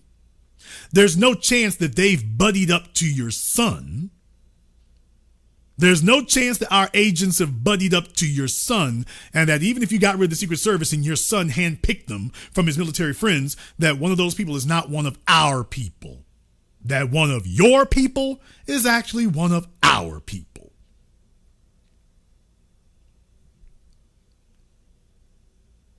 And you'll just be gone. We already pulled one president out of office after a debate. We sent a bullet across your damn ear to let you know we ain't effing around. If you want to push the issue, you can have family members come up missing too. They just went out for a jog and never came back. And there will be no cameras, just like we didn't have any cameras for Epstein. Oh, there's cameras all over the place. Yeah, there won't be when we get done. Yeah, your grandchild, your daughter went out for a jog, never came back, and not a camera nowhere. They found her cell phone in the park. Last time y'all seen her, that's the last time you seen her. Get all the video cameras. That's not going to help you. Ask Epstein if that helped him. When we came for him, ask him if that helped him out. People, what I'm saying is that if you get cornered in the Oval Office by them and they let you know, it's like, yeah, sit down, Don. Yeah, you're kind of mouthy. I said sit the hell down. Yeah, it was us. That's right, it was us. We were just sending you a message in Philadelphia and in Florida, just in case you think you're going to change anything. Just remember, we got a lot of ways of getting you out. We might shoot you. Then again, we can give you they got heart attack pins. Look that up, folk. The CIA made all manner of devilish, demonic things. Poisons that mimic heart attacks. Poisons that mimic aneurysms. Don't believe me. That diabolical gun that they made, I'm being vague for a reason. You can go down that rabbit hole if you want to. There was a gun that the CIA made. You can go look that one up for yourselves. They swore up and down that they developed it, but that they never made any others. It was just a prototype, never used any others, and then they got rid of all the files. Just like MK Ultra got rid of all the files. Oh, trust us. We didn't make it more than one. Trust us.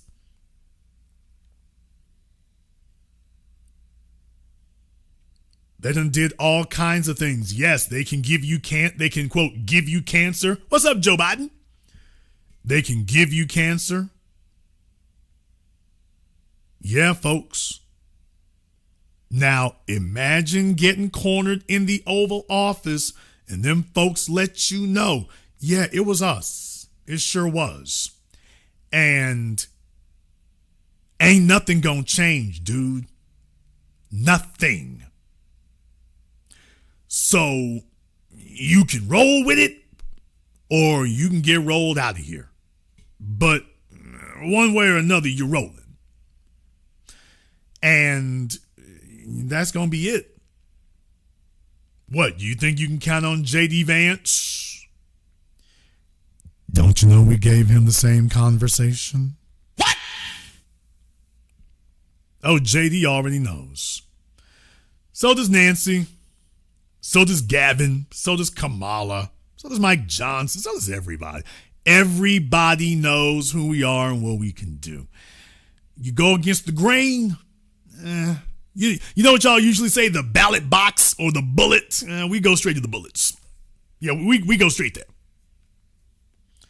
We go straight there. I want y'all to think about that for a few moments, where somebody literally comes to you and says, yeah, I'm the one who killed those people. Yeah, it was me. Yeah. Well, actually not me, it was us. We did it. Yeah, we're right here. Yeah, we did it. And we're here to let you know that we're going to do the same thing to you if you get out of line. Who you going to call? Who are you going to call? Who gonna check us, bruh? We run this thing. We'll have you dead before you get to the phone. You will be dead before you can pick up your phone. Oh yeah, and remember that super surveillance system that we now have in the United States that monitors everything? Yeah, if you talk to anybody, we'll know. Oh, we monitor you 24/7. You talk to anybody, we'll know. And we'll get rid of you and them. You'll all just be gone together. You know, like when we took out Kennedy's brother. Yeah, that kind of all of you. We'll get all of you. Don't think we will? Think that's too blatant? Do you realize how quickly the American people become desensitized to so-called shocking things? People, that was a world-changing, once-in-a-lifetime shocking event. We have never had a United States president sit up here and basically drop out of a race the way that Joe Biden did. That's never happened before. That's something that goes down the annals of history. They had you go ahead and log that in the back of your files on your way to go watch the latest episode of Real Housewives of Atlanta. They've already conditioned you to treat everything like entertainment, to emotionally absorb it like entertainment. So you see something that's startling, and then you go off looking for the next dopamine hit of something else startling. We have become a people impossible to shock for any real length of time. So no matter what they do today, it's just the latest wow, and then on to the next wow.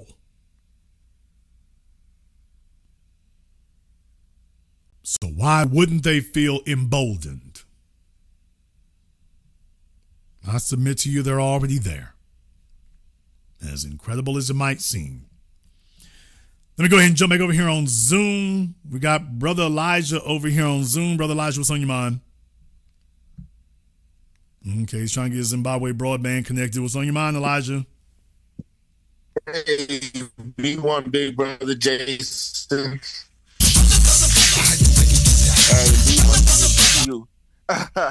Hey, I got a question. Listening to what you were saying tonight, I got a question. I call this what you call the hidden hand of the government. Has this been in play? I won't say all of the existence during the time of the founding fathers, but this probably had to be in place since the days of Abraham Lincoln, or am I wrong? That is a good question. It is also a even more frightening one, because that goes way deep off in the paint. You are not the first person to say that or suggest it.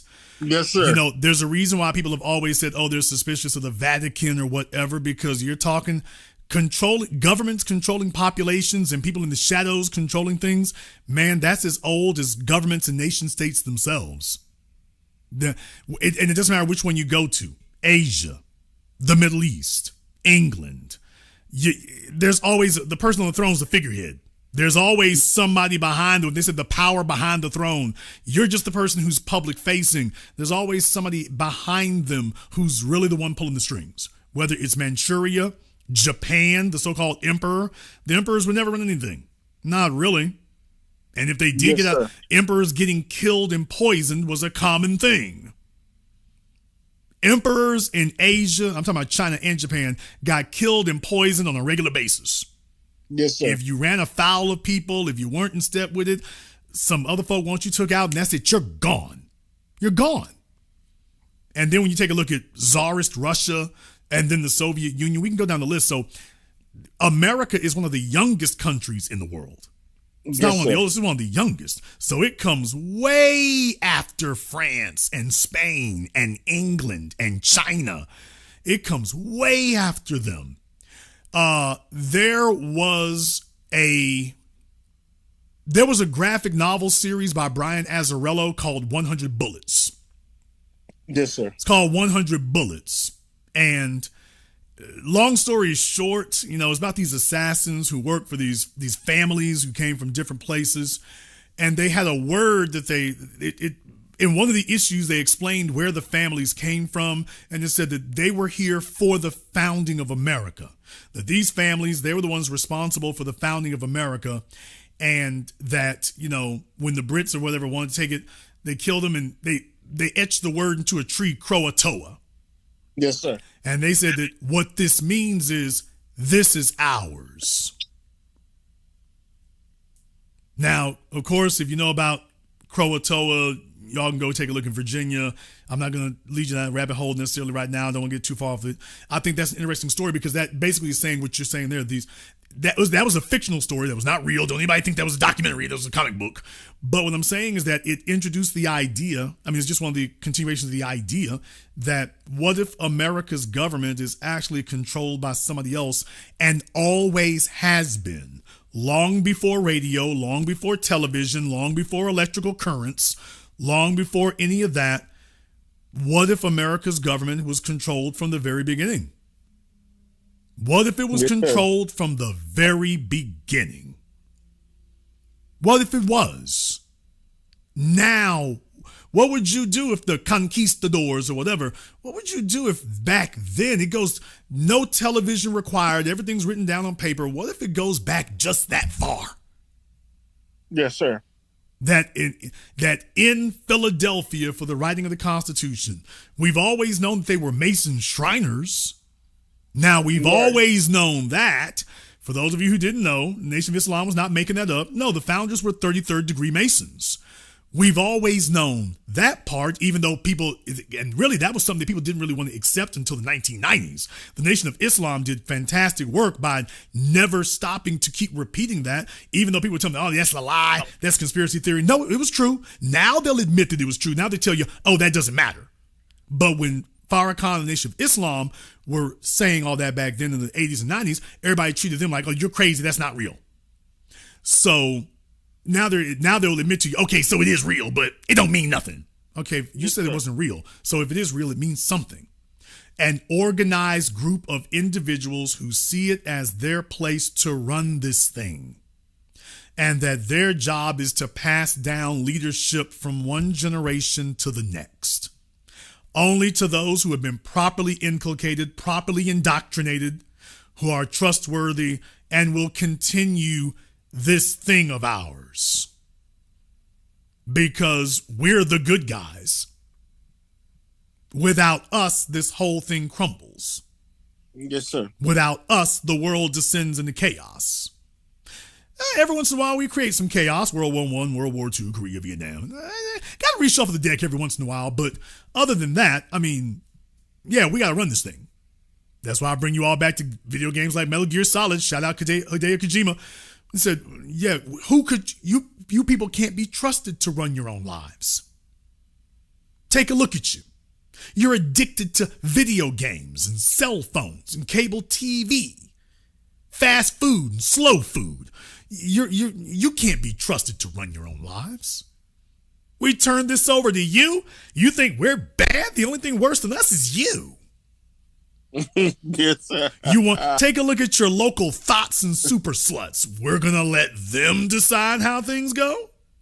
So we're gonna we need to turn the society over to you citizens. That's what we need to do. We need to let you run it. Get the hell out of here. No, I mean get the hell out of here. You're gonna die. We run this, and we'll continue running it. And if any of you pose a threat, we'll make sure you don't become one for very long. And oh yeah, by the way, because we not only control the system, we control the history. And by history, I don't mean the history books, I mean genealogy. Damn! Yes, you sir. can't look up our family bloodlines. We know what they are, but if you attempt to look it up, at best, you're going to come to a dead end. But we can trace our lineage and the control all the way back. Yes, sir. That's how we're on the inside. We go places you can't go, you can't see, you're not invited, you can't get in, there is no key, there is no gate, you can't be there, and that's it. So when you say that, brother, it sounds fanciful to some people in some degrees because you figure without electricity and electronics, how would you make this thing work? But when you consider the Vatican, when you consider, for those of you for the Bible, in Jewish society, the Sadducees and Pharisees were part of the Sanhedrin. There was a reason why Yahshua, Jesus, there was a reason why there was animosity there because the Sanhedrin had been the order that was running things. Yes, and sir. when the Romans came in, remember, they were subjugating the Jews, but the Sanhedrin were still running things in their part of it. So the Sanhedrin made a deal with the Romans. Well, as long as we get to keep running things, we'll help keep the rest of these Jews in line. Because there had already been one uprising that had to be, there was one major Jewish uprising that got put down brutally and thousands of people were killed. And if this sounds familiar to Nazi Germany, it should. Mordecai Rumkowski was just one of many who said, I'll keep the other Jews in line. Just let me keep running my fiefdom over here. Let me keep running my town. I'll keep everybody else in line. So it shows you how far back that system of mentality goes in practice, in literal practice, that you all are thinking one thing as the citizens and you all are on the same page, and yet there's somebody there who ain't saying nothing. They're not saying anything to help, they're not saying anything to defend, but they're in charge. Who put them there? Why is it they're staying there? Why are the Romans so committed to the Sanhedrin being here? I thought you're the Romans. Shouldn't you at least be putting a Roman in charge of us? Why are you so committed to that? What is it that you're getting? What the hell are they giving you? Well, they have promised us that they will keep you in line so that we don't have to kill any more of you. Because we need the workers. We didn't conquer you to kill you. We conquered you because we needed to increase the tax base and get more workers. And they said they would get you in line. So that's what they're here for. Now, if worse comes to worse, we're going to start killing y'all again. But we'd like to avoid that because war is an economy. So worst come to worst, we're going to start killing you. But if we can hold this together, we just need y'all to get back to work. Sound familiar? Yes, sir. In the plantations? We really just need you to get back to work. Yes, because you see, we founded this new thing in America. Oh, yes, and it has not escaped me that, by the way, there were several families that came over here from Europe. Some of them are still around and still wealthy today. I'm not talking about royal families either. You all can go dig that one up, although some of you already know. No, it has not escaped me that there were several wealthy families from Europe that got holdings or investments over here and still do. So yes, of course, you Negroes got to work because you see, you are essential to priming the pump of propping up this new place over here. We spent a lot of money and killed a lot of our own people trying to get over here. This is going to be the new lick over here. A virgin territory filled with resources, and even if it isn't, it doesn't matter. We're going to tell people that it is because that will convince more of the workforce to come over here because we need as many people as possible to get to settle in this thing so we can get this economic pump going. Then when they got over here and found out not only are there resources, there's more than we ever thought there could be. Hell yeah, we're sitting on a gold mine. Just the food over here. Remember, the first cash crop for North America was tobacco. Yes, sir. Tobacco alone was the economic engine. That was all they needed. Now we need to get them costs down as low as we can. You can't get costs lower than zero. All right, get this slavery cracking. Let's get this slavery popping, and then go take a look at who was running that. And by that, I mean the families running it. Take a look who really got in on that. For centuries. Then once their wealth was fully solidified, they didn't need slavery anymore. All right, time to turn that off. Jason, turn it off? Yeah. Just like they do with petroleum today. See, the Saudis figured that out. For those of you who didn't know, the Saudis figured that out. Every time you think you're going to find a new source of oil, the Saudis dump a bunch of cheap oil onto the world market. That's why the shale industry in America ran good for about 10 years, and then the Saudis started dumping oil back on the market again. They made the oil much cheaper than shale, so it became much more expensive to get the shale out of the ground. So you saw a lot of folks like Chesapeake and whatnot go into financial trouble because of that. Yes, sir. So that's a tactic that's been used for centuries. If you have competitors, then you drastically lower your prices. It makes it where they can't afford to stay in business. Once you've driven all your competitors out of business, now you turn the pump back on again. So when slavery was profiting them, the faucet is on full blast. Soon as there's too much money out there, remember, Mississippi and Louisiana were rich states. Okay, turn that damn thing off. Matter of fact, go march some troops down there. Yeah, we shutting this slavery thing down. And when we are done, the European families that came over here still got their money. All you new rich folk down there, yeah, we're taking yours. You won't have it when we get done. Go ask Paula Dean, crying and moaning to this day. Yes, sir. Yeah, you thought you were going to be the new rich. Yeah, some of y'all kept a few pennies, but you're nowhere near what we were in Europe.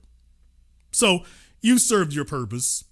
You've given us a lot more wealth, and we're going to parlay that now into industrialization. Now we've gone from that agrarian economy run by slaves, built by slaves, to an industrialized economy. Now we're going to run that. Your information economy, now we're going to run that. The same money that built broadcast television and radio is the same money that was put into Google and Facebook. Don't believe me, go look into it for yourselves. Yes, sir. There's a direct line from radio to television to the internet, and the investment, where the investment money came from for it, for the commercial internet and these big websites. There's a direct line. Don't believe me, go look it up for yourselves. Tell me I'm lying. I dare anybody to say I'm lying about that. There's a direct line. Direct, not indirect, direct line. The money has kept moving. It's kept moving like a voracious beast, conquering new things as they go around. But that's following it forward. If you follow it backwards, you start seeing interesting things. I've been to Monticello. I've been there. On my way to Charlottesville. Anybody who's been there knows it's a gigantic piece of geography. Has the Jefferson family ever been poor since? Damn! Well, not the white side, anyway. No. I'm telling you all that if we dared to track down all the heirs of the founders, I bet you they're all still filthy rich today. If you can actually find them, because there's the folk they say are there, and then there are the others who do not want to be found. Y'all talk about the Rothschilds and the Bilderbergs. They don't want to be found. They don't want you all finding them. They don't want you knowing their names. They don't want to be known. They don't want documentaries. They don't want interviews. They don't want nothing. They want to disappear because they understand that's the only way to hold on to what they got. Yes, sir. So when you say that, Brother Elijah, I have no way of proving it's a fact, but what I am saying is there's nothing that would stop it from being true. Nothing at all. I want to use a concept, big brother, because you was just talking through it with your thorough explanation. I want to use the NFL concept. All right, to expand on it just a tad bit more. We always talk about reparations. We're not really targeting. I'm not changing the conversation either, but you said something that hit a little different when you were talking about the slave owners with the founding fathers. We don't have really much time to directly target the slave plantation owners. They would basically be something that comes next, because like you always taught us, reparations all across the board. Okay. But I was wondering, I'm using the NFL concept. Could it be a situation where basically the slave plantation owners were running the show, and they had the United States government as the commissioner, okay? And then the slave plantation owners are giving the United States government the orders? Well, I mean, first of all, you wouldn't have to go as far as the U.S. government necessarily. You can do that at the city's government, the state level.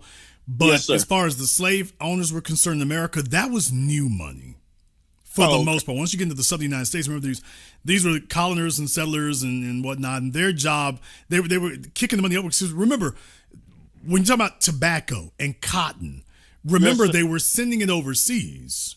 Right. So it wasn't like we didn't really get in developing it over here until later. It wasn't like we didn't get textile mills in America until later. The raw materials, America was like the China of its day. The raw materials that Europe wanted, that's why they had their colonies here. The purpose of the colonies, they were sent over here when they talk about indentured servants and really the folks who were running those. They were all sent over here to develop this for their investors and backers from Europe. Yes, sir. My state, Louisiana, you already know that one. Right. Yeah, they sent people over here. Christopher Columbus, they were sent over here to come develop this, to send whatever they had back to Europe so that Europe would have control of resources. That was the whole point. That was it right there. So that's how it started. Now, that's not how it ended. So your job was to send good tobacco back to Europe because they couldn't have it. They didn't have it. Now you've increased that. You're sending sugar to Europe because they didn't have it. Now they got it. You're sending cotton to Europe and it's incredibly cheap. They didn't have it. Now they got it. And that was the payoff for their investment. Yes, sir. Once that Revolutionary War thing kicks off, it's not a great thing either. That's very, very bad because you don't have that autocratic control like you did. But what they did not do was divest the families and the rich folk who would put their money into it. They got Britain's government off of them, but not the private investors. They didn't mess with anything from them. Yeah, because George Washington was from there. Right. So, I mean, those George Washington, the rest of them, they were from there. Those are their people. All they wanted to do was to be able to start. They just wanted to run the show on their own terms. What they were not going to do was turn the spigot off. Once again, this was the American Revolutionary War was not about destroying white supremacy or imperialism or colonialism. It was about deciding who would control it. And George Washington and friends said, it's much better for us to control this than Britain. That's what the fight was over. So whenever you see these white interests break down to a fight, they're not fighting over justice. That ain't never been the case. They're fighting over power. Not over will there be a white supremacist cake, but who is going to hold the knife to decide the sizes of the slices. Yes, sir. Who's going to control the size of the slices? That's all the Revolutionary War in America was about. When they got done shooting at each other, tell me what really changed after that. What on the ground actually changed? Did they get rid of taxes? No. No taxation without representation. Okay, do you feel better about having taxation with representation? Feel better about it now? You white folk been complaining about it ever since. Okay, was this an improvement? Yes. Congratulations getting Britain off your ass. Okay, here comes Uncle George Washington and Thomas Jefferson. They'll be taking care of the taxes from here on in. Did you notice it didn't even... You went to war over taxes and never got rid of the taxes. Now, isn't that amazing? Exactly.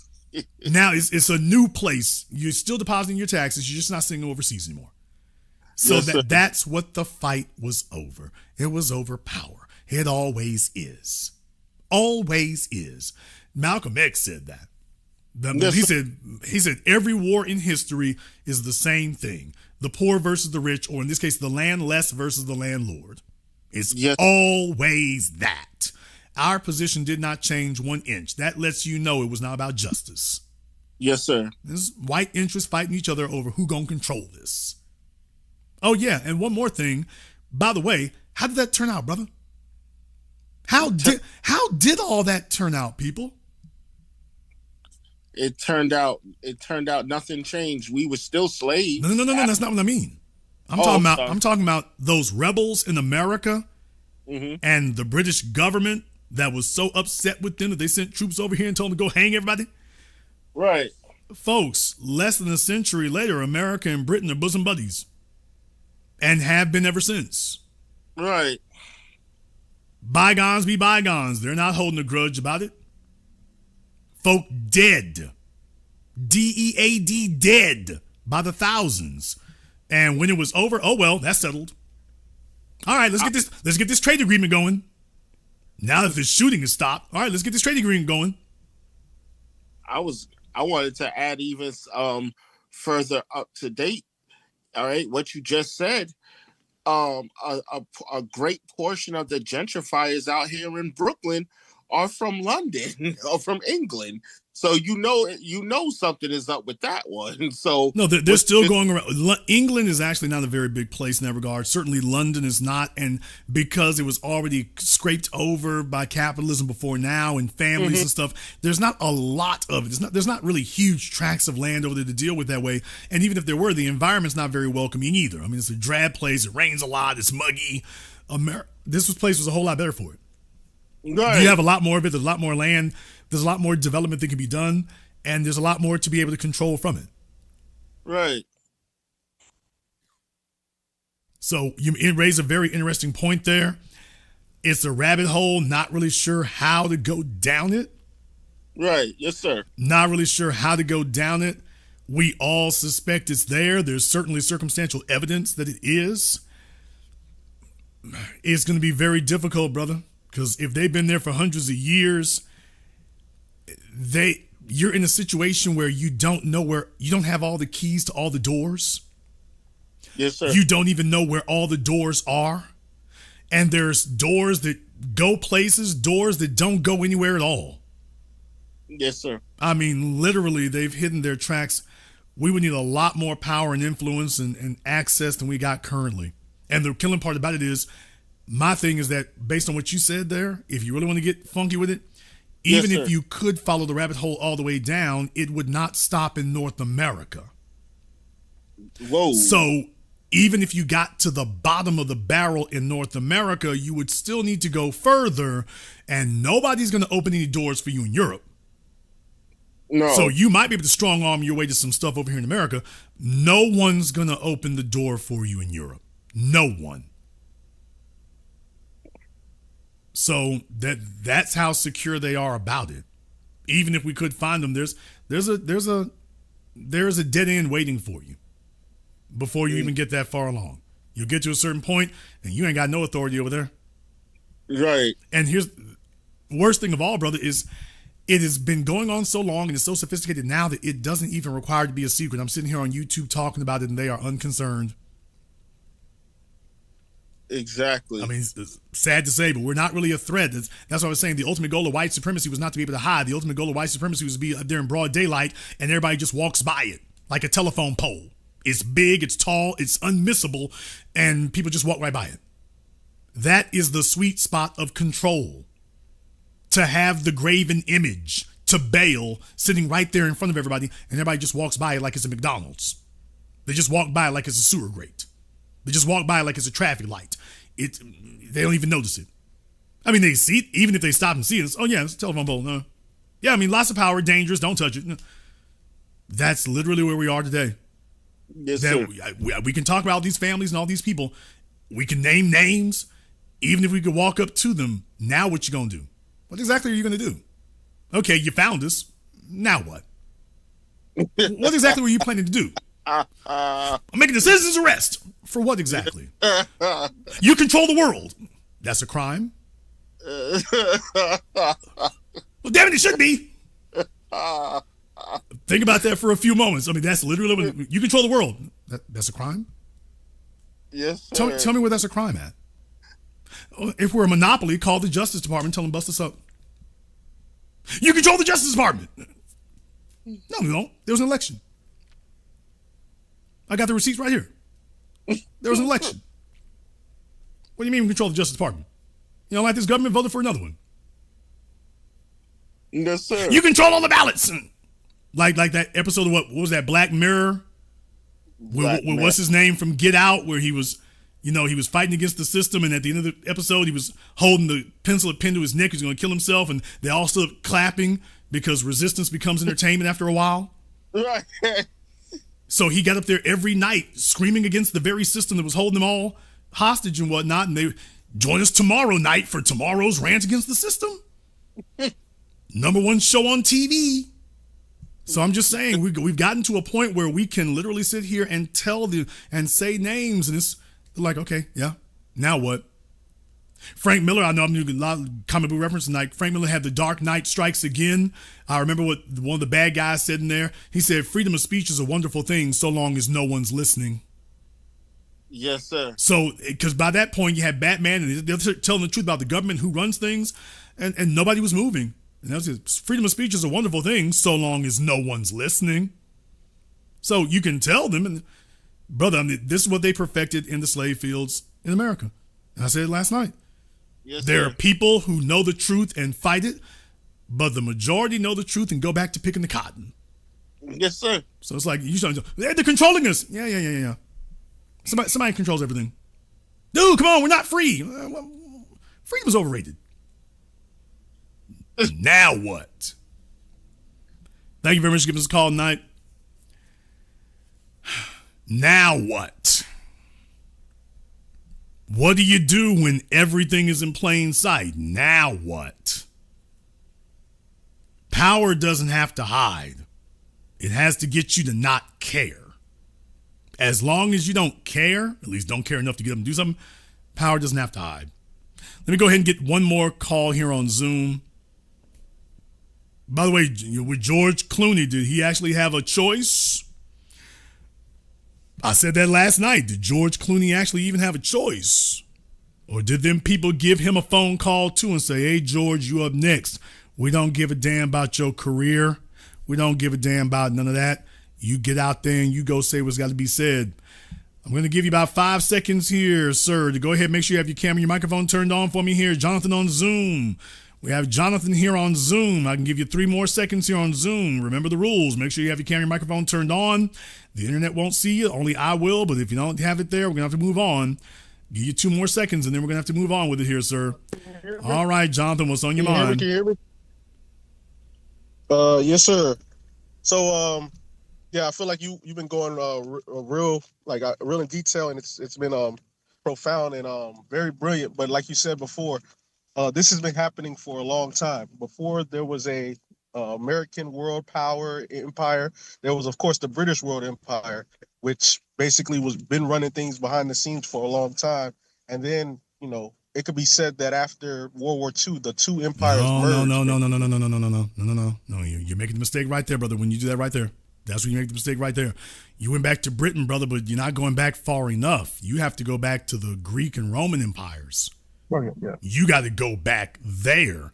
And to be totally honest, I'm not sure that that's far enough back. Yeah, you can't. Yeah, you I know you at least, because if you're going to talk about the Vatican, that's the Holy Roman Empire, people. Yeah.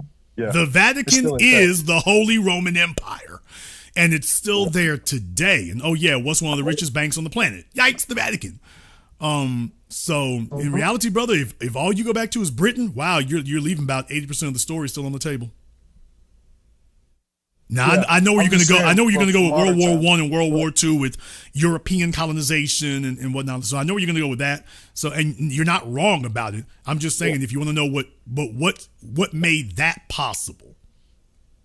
Now you got to go back to the Crusades. Yeah. We know that. You got to go back to the Crusades and Saladin. Yeah, you got to go back before that. Okay, the Catholic Church, that's the Roman Empire. What else could have powered that thing? So they draw their roots directly back to the Roman Empire. And we can talk about Rome, we can talk about Greece. So I'm just saying, before you get to Britain, what made Britain strong enough to be able to do that in the first place? Britain and Germany. What made that possible before you even get to World War I and World War II? Because that takes a lot of clout and a lot of resources to get to a point where you can do that. Yeah, definitely. And just about as far as like naming the names, one brother that historically has been, he's passed away a little while ago, but Steve Coakley, Mr. Name the Names always was calling out the ruling class. And that's one of the things that I'm glad you're speaking on right now. The 1% in ruling class, that needs to be at the head of everybody's mind. The Peter Thiels of the world, Bill Gateses, and the hands behind that. That needs to be in everybody's forefront so that these people's names are exposed and it's treated like everyday life. Like, hey, no, it's not Joe Biden or Kamala or Trump who's running it. It's the money men behind them, and these are such and such who historically have assassinated presidents, like you said, like JFK, or poisoned FDR. People don't even know that he got poisoned, and his son revealed that in the 80s that he got poisoned. So, like, when you go against their wishes or their ills, they'll do stuff to you. You know what I'm saying? And I find that very interesting because we've all seen the famous picture of Churchill, Roosevelt, and Stalin. And within a couple of decades, where were all three of them? All of them were dead. I thought they were the guys who won the war. I thought they were the guys running it. And you take a look at that picture, and literally, Roosevelt dies in office. Churchill is on the outs, then he dies because they outed him, and then he died. And Joseph Stalin, here, hold this stroke. Hold this quote unquote stroke. No, for real.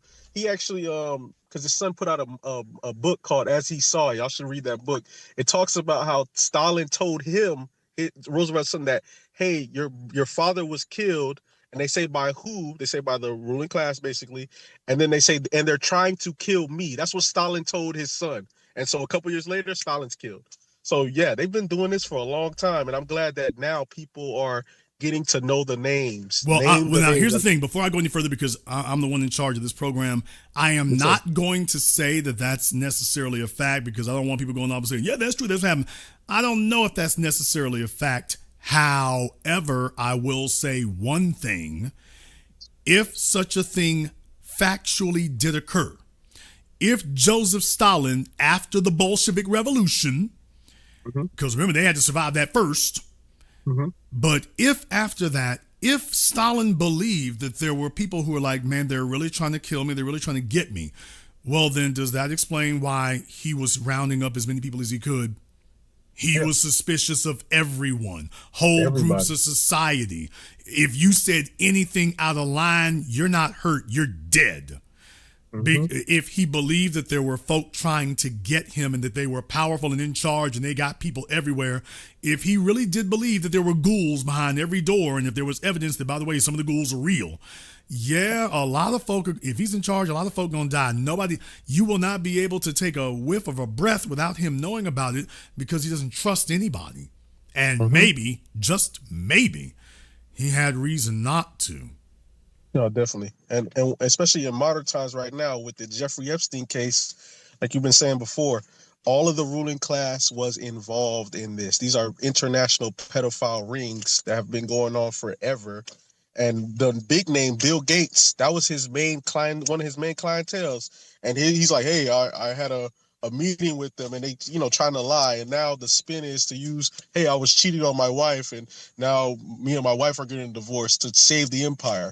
But we know Bill's been involved in this for a while. We know the ruling class has been involved in all this for a while.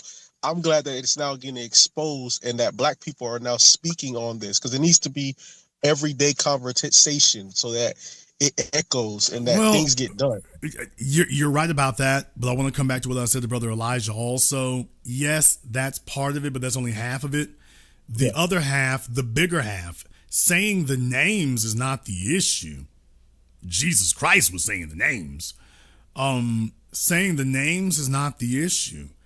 Can you get the population to care? Because that's the real burden that we have now.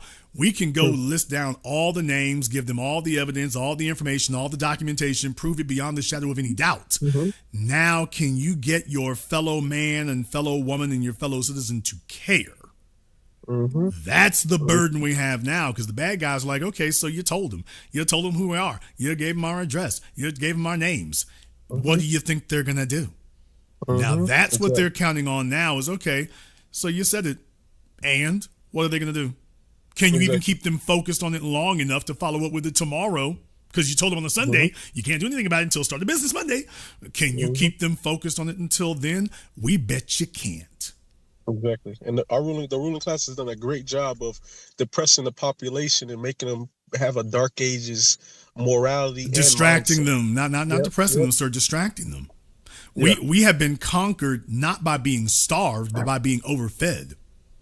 You see, revolutions start when people's bellies get empty.